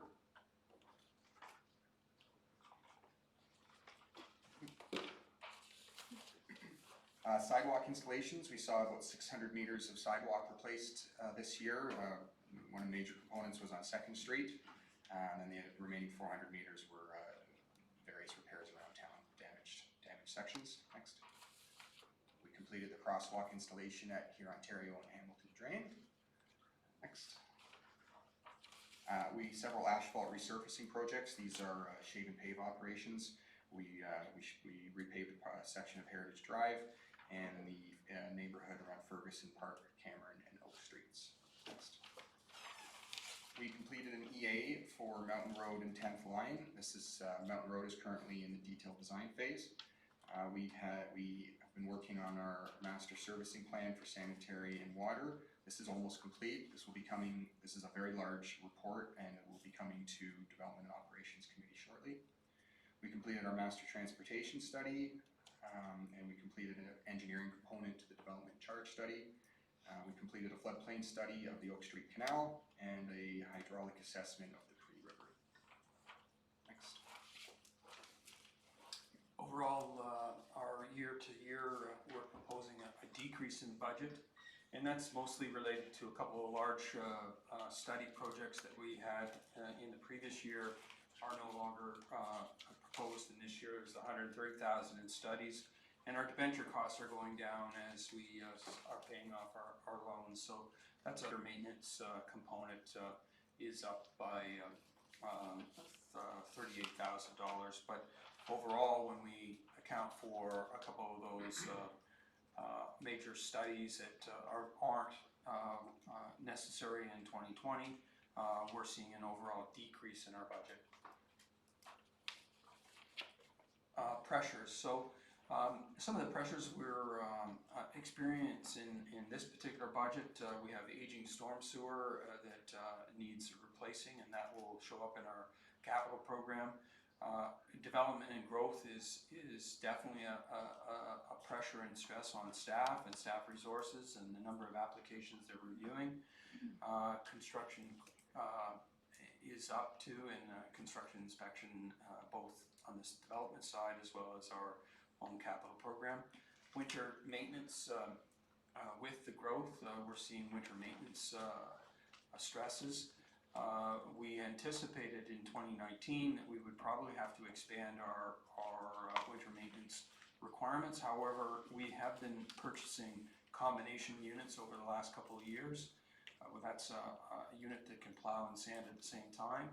And so we have modified some of our operations for some of our routes. And this year we'll be doing plowing and sanding on some of them.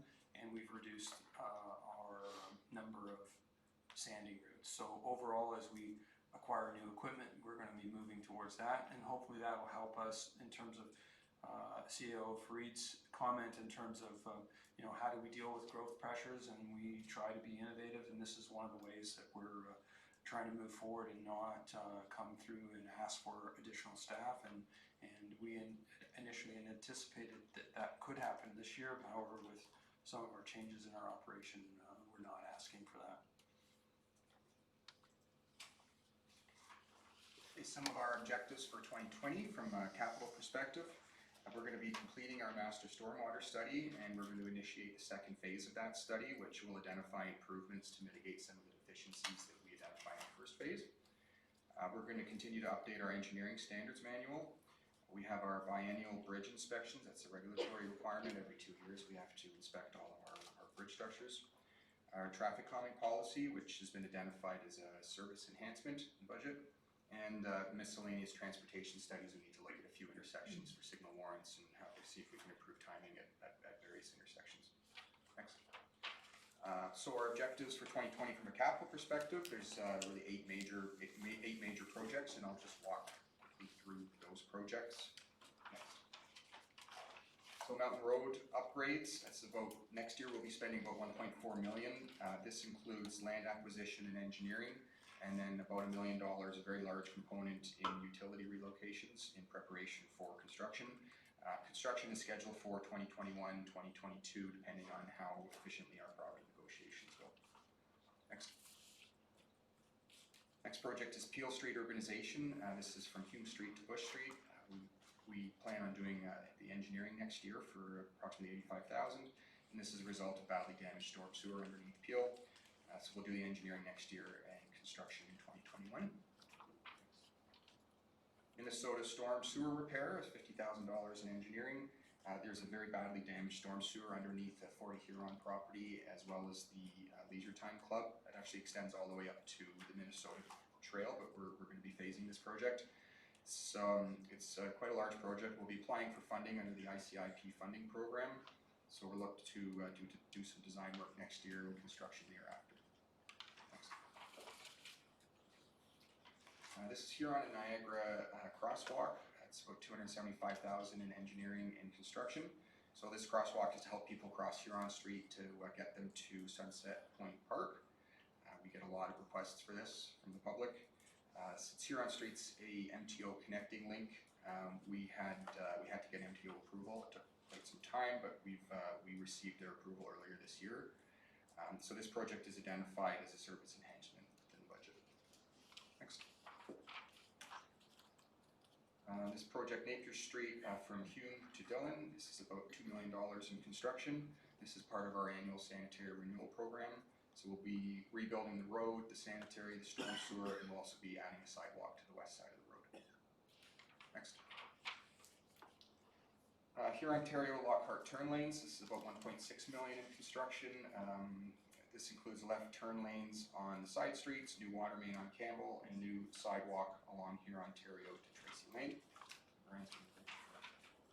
So this slide here is a result of our most recent council meeting where it was asked to look at some additional options with respect to the sidewalk on Huron-Ontario Street. So we've done some estimates in terms of possible additional cost to go from a 1.5 to 3 meter sidewalk.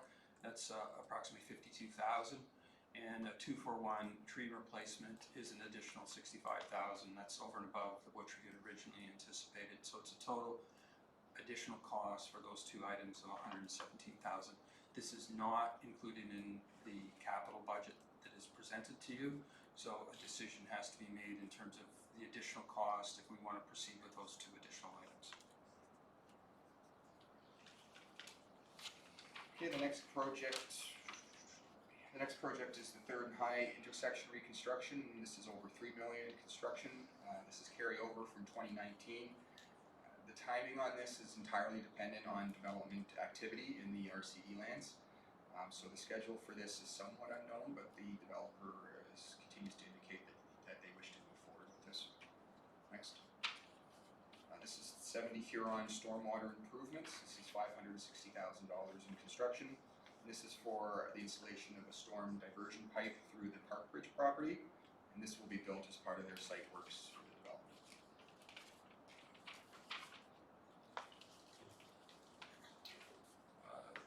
This is Public Works capital objectives, so it's mostly equipment. We have a couple pieces of equipment that were carried over from 2019. That equipment has been ordered, a flusher truck and a snowplow. And in addition, in 2020, based on our asset management needs and the age of our equipment, we have planned for two additional plow replacements, a sander, and a pickup truck. Customer service, in addition to the corporate standards that have been introduced through community services, we will be tracking a number of sites, department-specific customer service performance indicators. We're looking at number of inquiries we respond to in 24 hours, and of those inquiries, the number of days it takes to complete the action. Some we may be able to complete immediately, and some may take some time.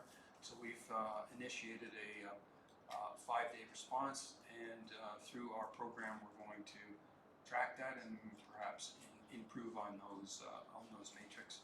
Winter events, we're going to track the number. Well, we do track the number of winter events that we respond to, and in addition to that, we will be monitoring the number of winter events that we complete in accordance with our provincial and municipal minimum standards. And we're setting that at 100% because I think that's what we need to be able to achieve. There may be events that where we have snow events that are deemed an emergency, where they're extreme, that may be difficult, but in those cases, when we deem them as an emergency, the municipal and provincial rules do not apply, and we're allowed to continue our operations until they do comply.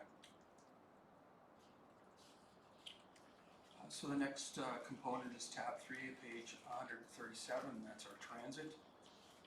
The accomplishments in 2019, we completed the washroom facility at 2nd and Pine. There was a permanent extension to the Blue Mountains Link. It was initiated as a trial and now it's a permanent. We purchased a Red Cross paratransit bus that should be coming in the next week. And the automated vehicle location, that's all implemented within the buses now. There's a couple of bugs to work out with the modems that are in there communicating with the GPS. We have approvals from Google, and we hope early in the new year to be implementing bus locating. So there's a couple of apps that will be able to utilize that, as well as Google, so our customers will be able to know where the bus is and when it's coming and all that kind of stuff. So we're well on our way, and that should be up and running in the new year. Year over year, we're seeing a decrease in our operating cost, and that's all to do with the transfer of the Wasaga Link to the county. So in July of this year, the county took over the operation of the Wasaga Link, the link between Collingwood and Wasaga Beach. And other than that, we're only anticipating normal increases based on our contract. The bulk of this cost is contract related to our service provider. Objectives for 2020, we're not proposing a rate increase, and that's consistent with our neighboring partners. Wasaga Beach is not doing that, nor Clearview, so we're proposing to keep the same rates for service rates for the customers. We're replacing two 30-foot buses and we're refurbishing 2 buses. We're hoping to hear from the federal provincial government in the very near future over our application for a bus replacement and for refurbishing program. We're very hopeful that it had been delayed pending the federal election, so it had been approved at the provincial level, so we're hoping that will help support this program. Planning, we would like to review our operations for expansion in the south.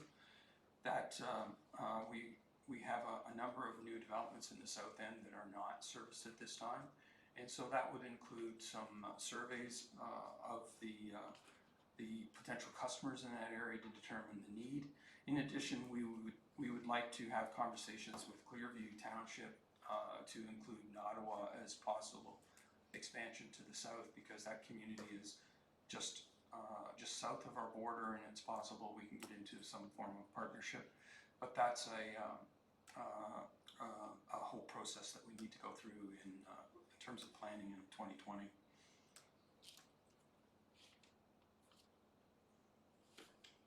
Customer service or ridership.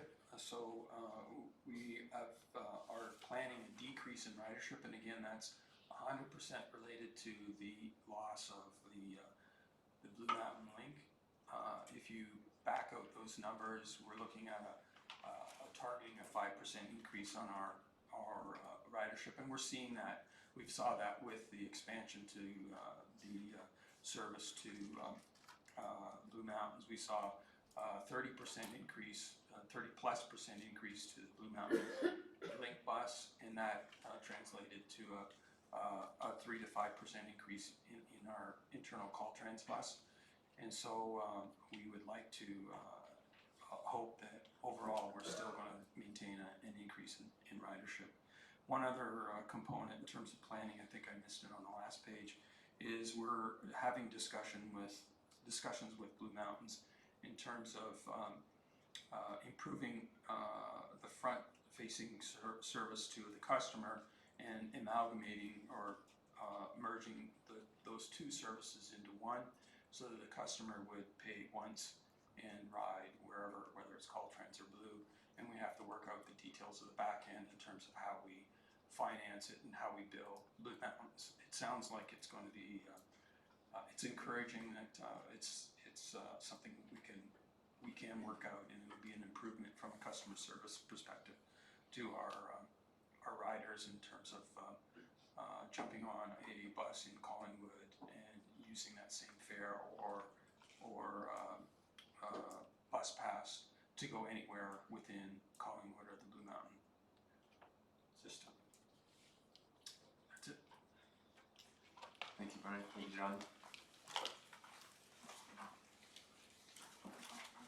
Do you have a question? Councillor Coney?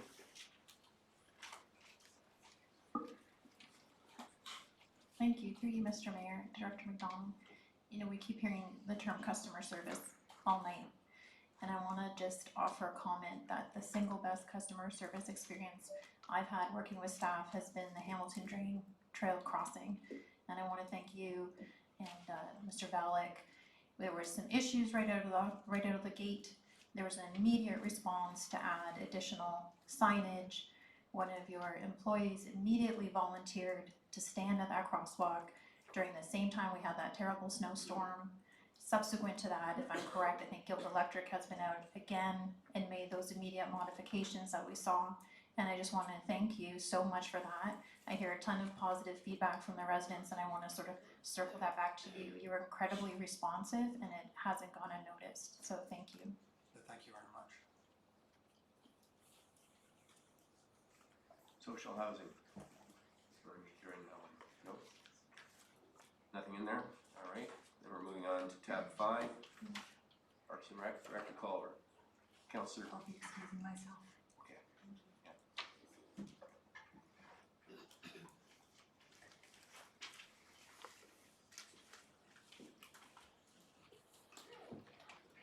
Thank you, Worship. So I'm actually, this is going to be a tag team as well. I'm going to outdo Brian by about 4 people. So, but obviously, everybody understands that in our organization, we do a lot of hands does lifting light. So, first slide. Yeah, sorry, it's bulky.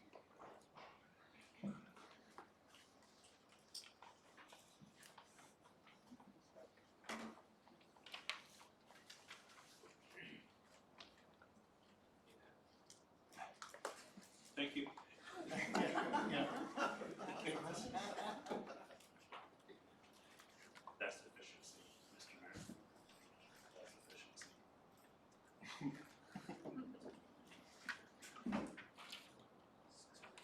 Here we go. So to start off with, we're just going to quickly go through a few brief accomplishments that council is probably aware of. We did add 44 new slips this year to our marina, increasing it to 122 overall, and that means we're actually reaching a critical mass where it can form a business case on its own. And just a quick reminder that I think it was 7 or 8 years ago that we were like a dozen slips, so it's a big growth over time. Next slide, please.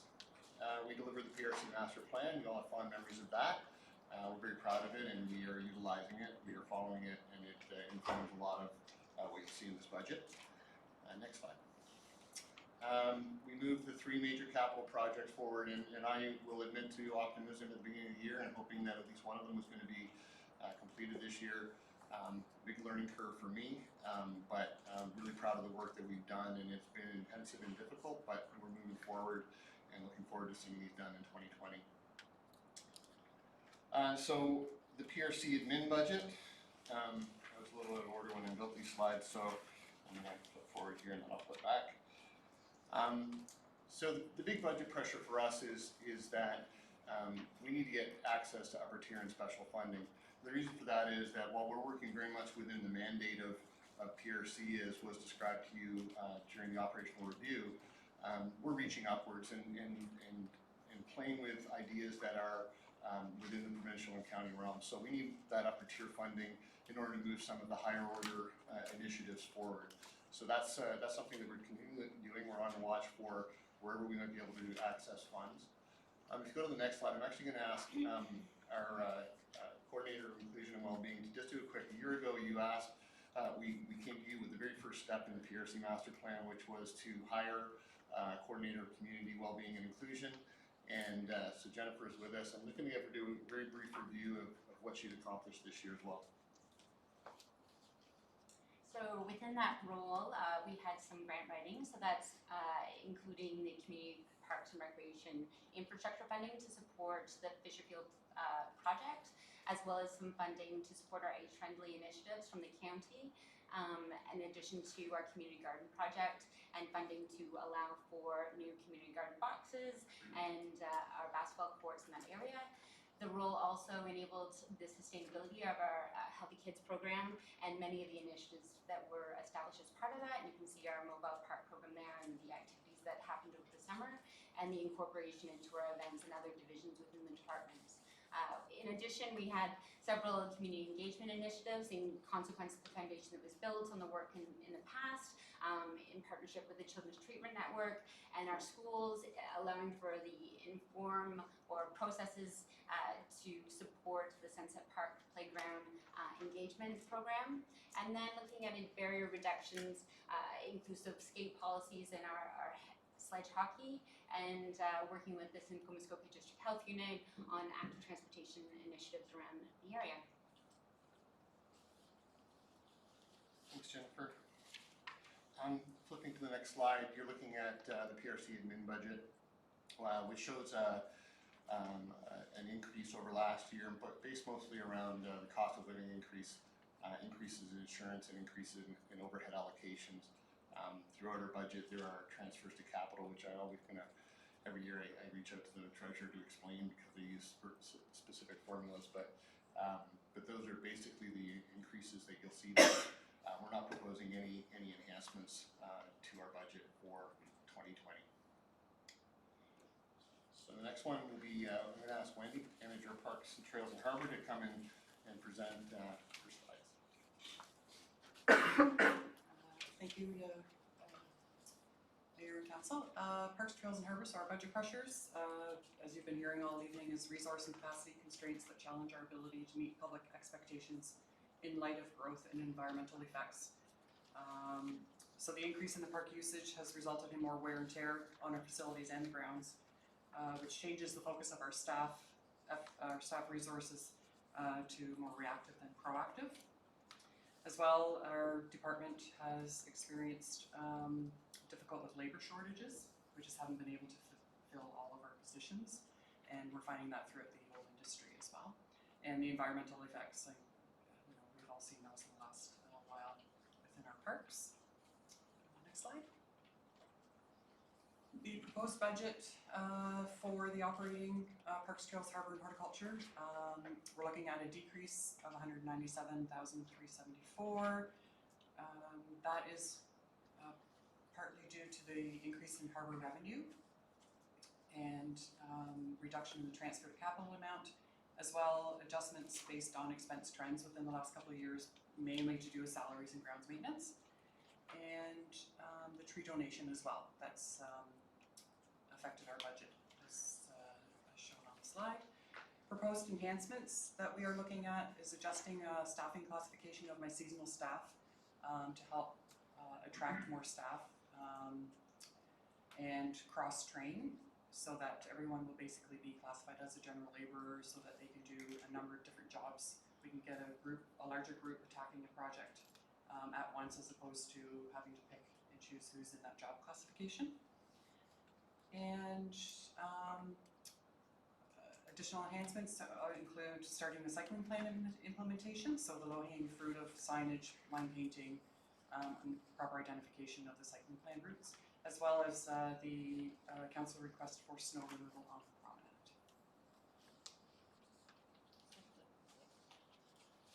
And next up, I'll ask Mom Lanovic to come and speak to the recreation facility slides as well. Your Worship, members of council, our ice and water facilities are beyond capacity, which impedes the development programs that the community demands. Our capacity for primetime ice and aquatic availability is at 100%. Development of new programs, new user groups And the arenas, the only ice time available is either early morning at 6 a.m.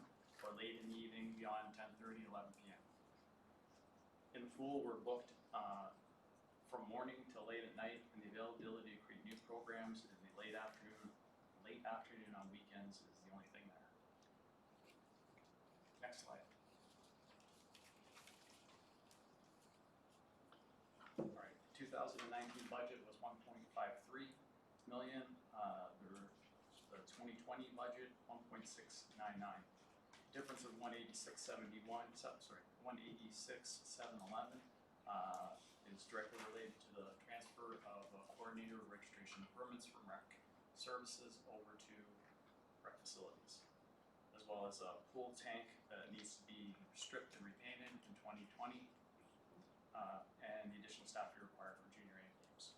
With the additional coordinator, we propose some enhancements to create efficiencies through policy development and review, the ability to develop and implement maintenance standards, and the completion of a facility condition assessment.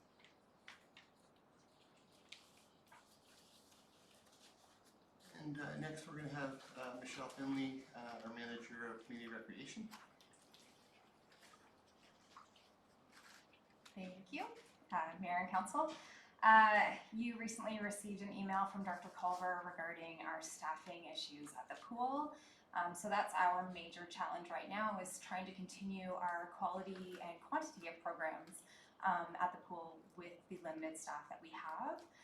That being said, we are excited to be working with the Manager of Human Resources with an upcoming National Life Saving Society program over the Christmas holidays, which right now 12 of those 16 spots have been filled.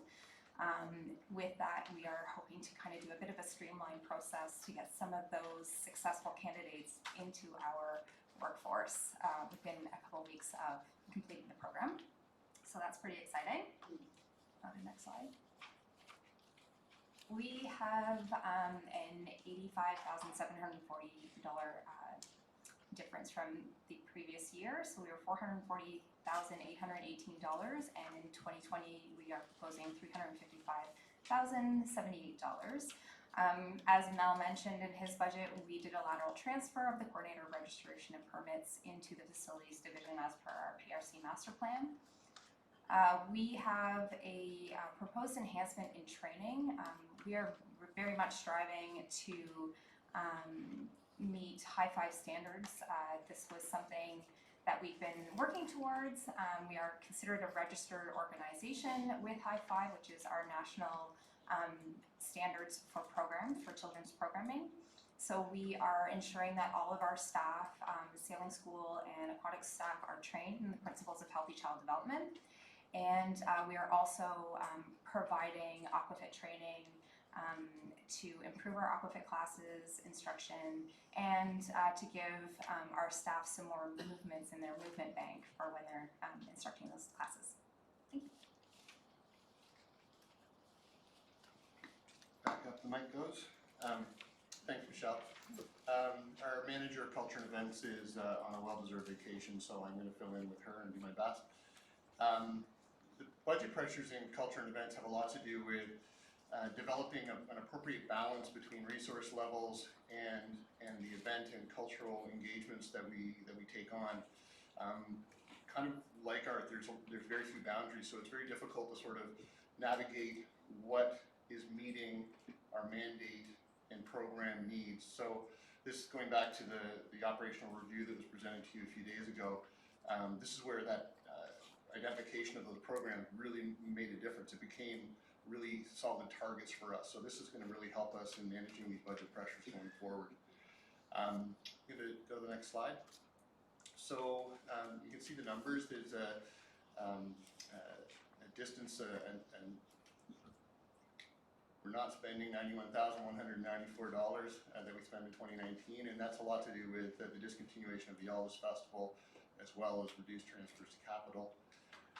Proposed enhancements that you'll see for consideration are $42,000 to expand the special events, including side lunch days, live and original, and the Art of Winter. The Art of Winter is a festival we're looking at developing right now for January. What this is doing for us is looking to create, again, going back to the balance, we're looking at some of the things the PRC master plan told us about engaging events aligned with our mandate and creating a bit of a balanced approach to our annual event offering. And also in the conversation with council around the elimination of the Elvis Festival, there was some idea that we would take some of those resources and move them forward to accomplish growth in our other event properties. So that's where that recommendation comes from. The Simcoe Street Theatre project, we're at the end of our pilot, and in order to move forward, we need to look at a $6,000 increase to cover utilities and maintenance and work with the landlord on a longer-term partnership. It's been a successful program. It means a lot in terms of our music initiatives as well as supporting local performing arts. And although it's a very small dollar number, the $500 for additional speaker honorariums actually means a lot in a specific part of our budget. I know it's a small dollar overall, but if we don't have this, it means certain things don't happen. So this is where why it's showing up on this slide. So you can move to the next one. We'll take a quick look ahead. Obviously, as along with many members of our community, we're anxiously looking forward to completing the 3 major capital projects that were begun in 2019. We're excited about where we are at in the design phase, and we're looking forward to seeing them done. The next one, we'll be delivering the Urban Forest Management Plan in January. Council's received a copy of it to digest, and we'll be looking forward to presenting that. Then we also are all aware of the issues of capacity at Sunset Point. So in partnership with bylaw enforcement, we're looking at a lot of measures, including simple clarification of behavioral etiquette at the park in order to try and get some management over what has become a serious capacity and parking issue down there. Next is, and then, like I mentioned, what the Art of Winter in one sense is helping us to do, as well as working alongside and with third-party events to try and ensure that we're doing as much as we can to move the mandate ball down the field, as it were. And so this is the slide that speaks to our customer service metric. We've run into this issue of identifying how to create qualitative and measurable results out of things that are very emotionally based experiences, and a lot of things we do have a lot of resonance emotionally, but they don't necessarily speak to linear feet acquired or what. So this interval survey approach is going to be a way for us to take client satisfaction or customer satisfaction and turn it into a measurement. So we'll be using the survey module of Engage Collingwood and the data collection tool. We'll be using a Likert scale, which everybody is familiar with if you've ever filled out a survey. It's the 1 to 5. And our overall target will be an 80% customer satisfaction rating in 2019 alone. I think that's a low target, and I don't mean to be pessimistic, but it'll be our first time, and I want to make sure we give ourselves the room to be successful, but knowing that we're going to be aggressive in future years. What this means is that 80% of customers will choose 4 or 5 on that Likert scale. Next slide. So how will that survey look? It'll look like a survey, obviously, but what it will contain is key customer satisfaction indicators like at the beginning we need to categorize because we want to know which demographic we're attracting and who are using our service. We want to know what services they're using, we know where they're using them, and we want to know why. And what that means is what is the client's expected outcome? What are they looking to get from the program that we deliver? The communication will be how successful we'll be using things like web, phone, and print and that'll be a measurement that we can grab. We're looking at the registration process and the fulfillment process. So did the client have a good experience in registration or getting to the program, directions, whatever that entails? What is the overall quality of the service? Staff engagement, were they friendly?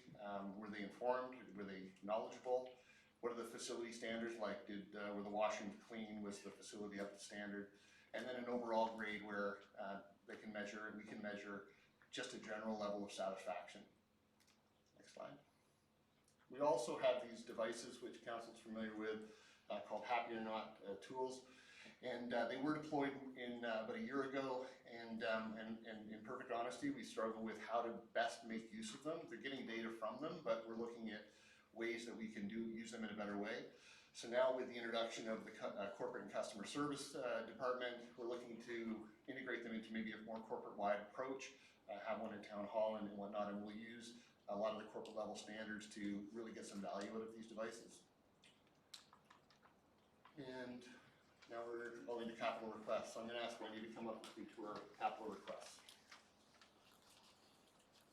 Thank you again. For waterfront safety, these are items such as life rings, the buoys at the swims at Sunset Point Park, anything else that we come across that will help promote our waterfront safety.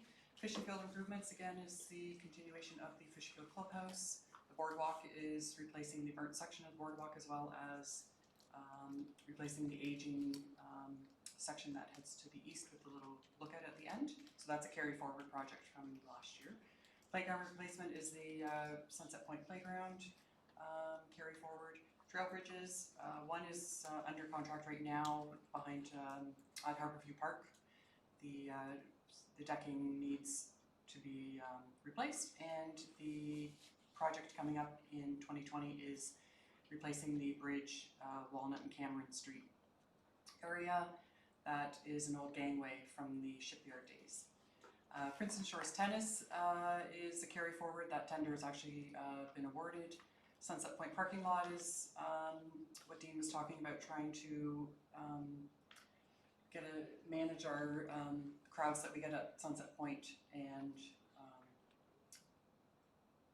better allocate the parking spaces as well as encourage the etiquette and whatnot. I'm not sure what the OPP building roof is. That might be a miserror. I'm not 100% sure. We came across this in the last second, and actually, I think it is a what do you call it, typo. So we'll have to get that corrected. Next slide. Harborview splash pad. Harborview splash pad again, continuation from last year to keep working on the servicing and the construction of the splash pad. Sunset Point amenities is the washroom to be constructed adjacent to the pavilion, so that people do not have to cross the road to use the facilities. Trail development, 80,000 of that is the OMCC grant we received a couple of years ago to initiate, I think it's going towards the bike shelters.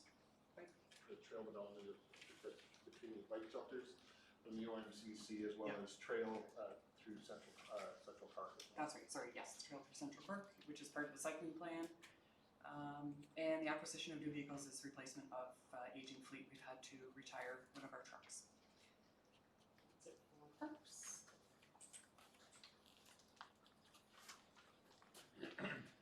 All right, $145,000 for EPA May building maintenance. That involves upgrading HVAC equipment. I believe there's 6 or 7 pieces there that need to be upgraded. Ice surface lighting retrofit, replacing the existing lights with LED units. Centennial Aquatic Center, $50,000. Perimeter, that's to replace the perimeter on deck lighting with replace the existing lighting with LED, and also replace 2 hot water tanks. Facility equipment, $20,000. That is to purchase 2 new ice edgers for the facilities for ice maintenance. Central Park, $63,000. That is to replace 2 west side exterior doors and frames, 2 domestic hot water tanks, as the existing ones have started to rust and leak. Construct a storage room inside the facility. Sailing school, $7,500. That's to replace the front window with an industrial style window with safety glass. Curling club, $110. That's once again ice surface lighting retrofit at $35,000, and replace the exterior doors. And I believe the OPP roof building here in my budget is actually the museum's phase 3 HVAC upgrade, which involves VAV boxes and humidity controls, along with duct alterations and a draining wall.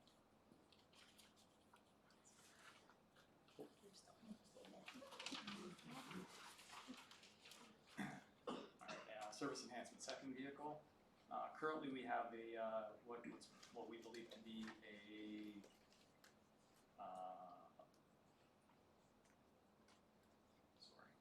second vehicle. Yeah, so we currently have a vehicle that was designated as a surplus that we're using, and it's near its life cycle, near the end of its life cycle, and we'd like to replace it with another pickup truck that might be electric or hybrid to follow that green initiative. EBMA sprinkler system. This is phase 2 to the first phase, which involved in installing a sprinkler system here at the town hall. So just to further along, the second phase would involve EBMA.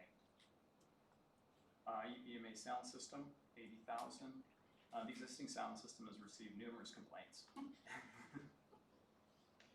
And if the desire is to have a better quality sound system, then a significant investment will have to be made. The project would include new speakers, new components, with the possibility of repurposing some of the current components either within the new system or at other facilities. Centennial Aquatic Center tile. Currently, we repaint the pool tank every other year at an approximate cost of $30,000. And every 6th year, we strip the 2 layers of paint off and repaint to approximate cost of $80,000. Over the course of 10 years, the town would have spent $500,000 to paint and repaint the tank several times over. If we tiled the pool at a cost of $450,000, we would reduce our shutdown period, which is usually 3 weeks or more in September, and lessen the impact to our user groups. The tile with the epoxy grout would last 20 to 25 years, and this would save the town approximately $500,000 to $750,000 in that time period. Thank you.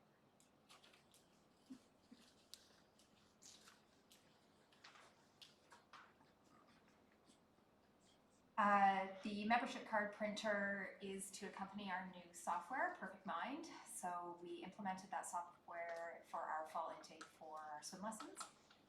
The membership card, we haven't been able to, we've been just making our own membership cards. This would actually better track our members as well as their attendance, so we would get a very good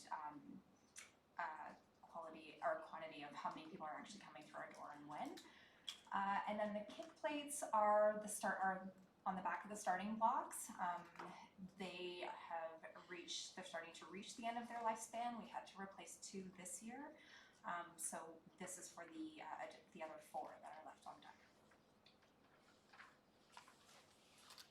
Thanks, everyone. And before I get into the culture and events one, which will be very quick, I want to make sure council's aware that staff are not expecting all of this. We have a painting program in the operating budget, for example, to take care of the pool for this year.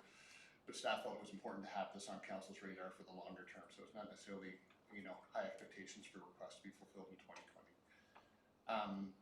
On the culture and events, if you go to the next slide.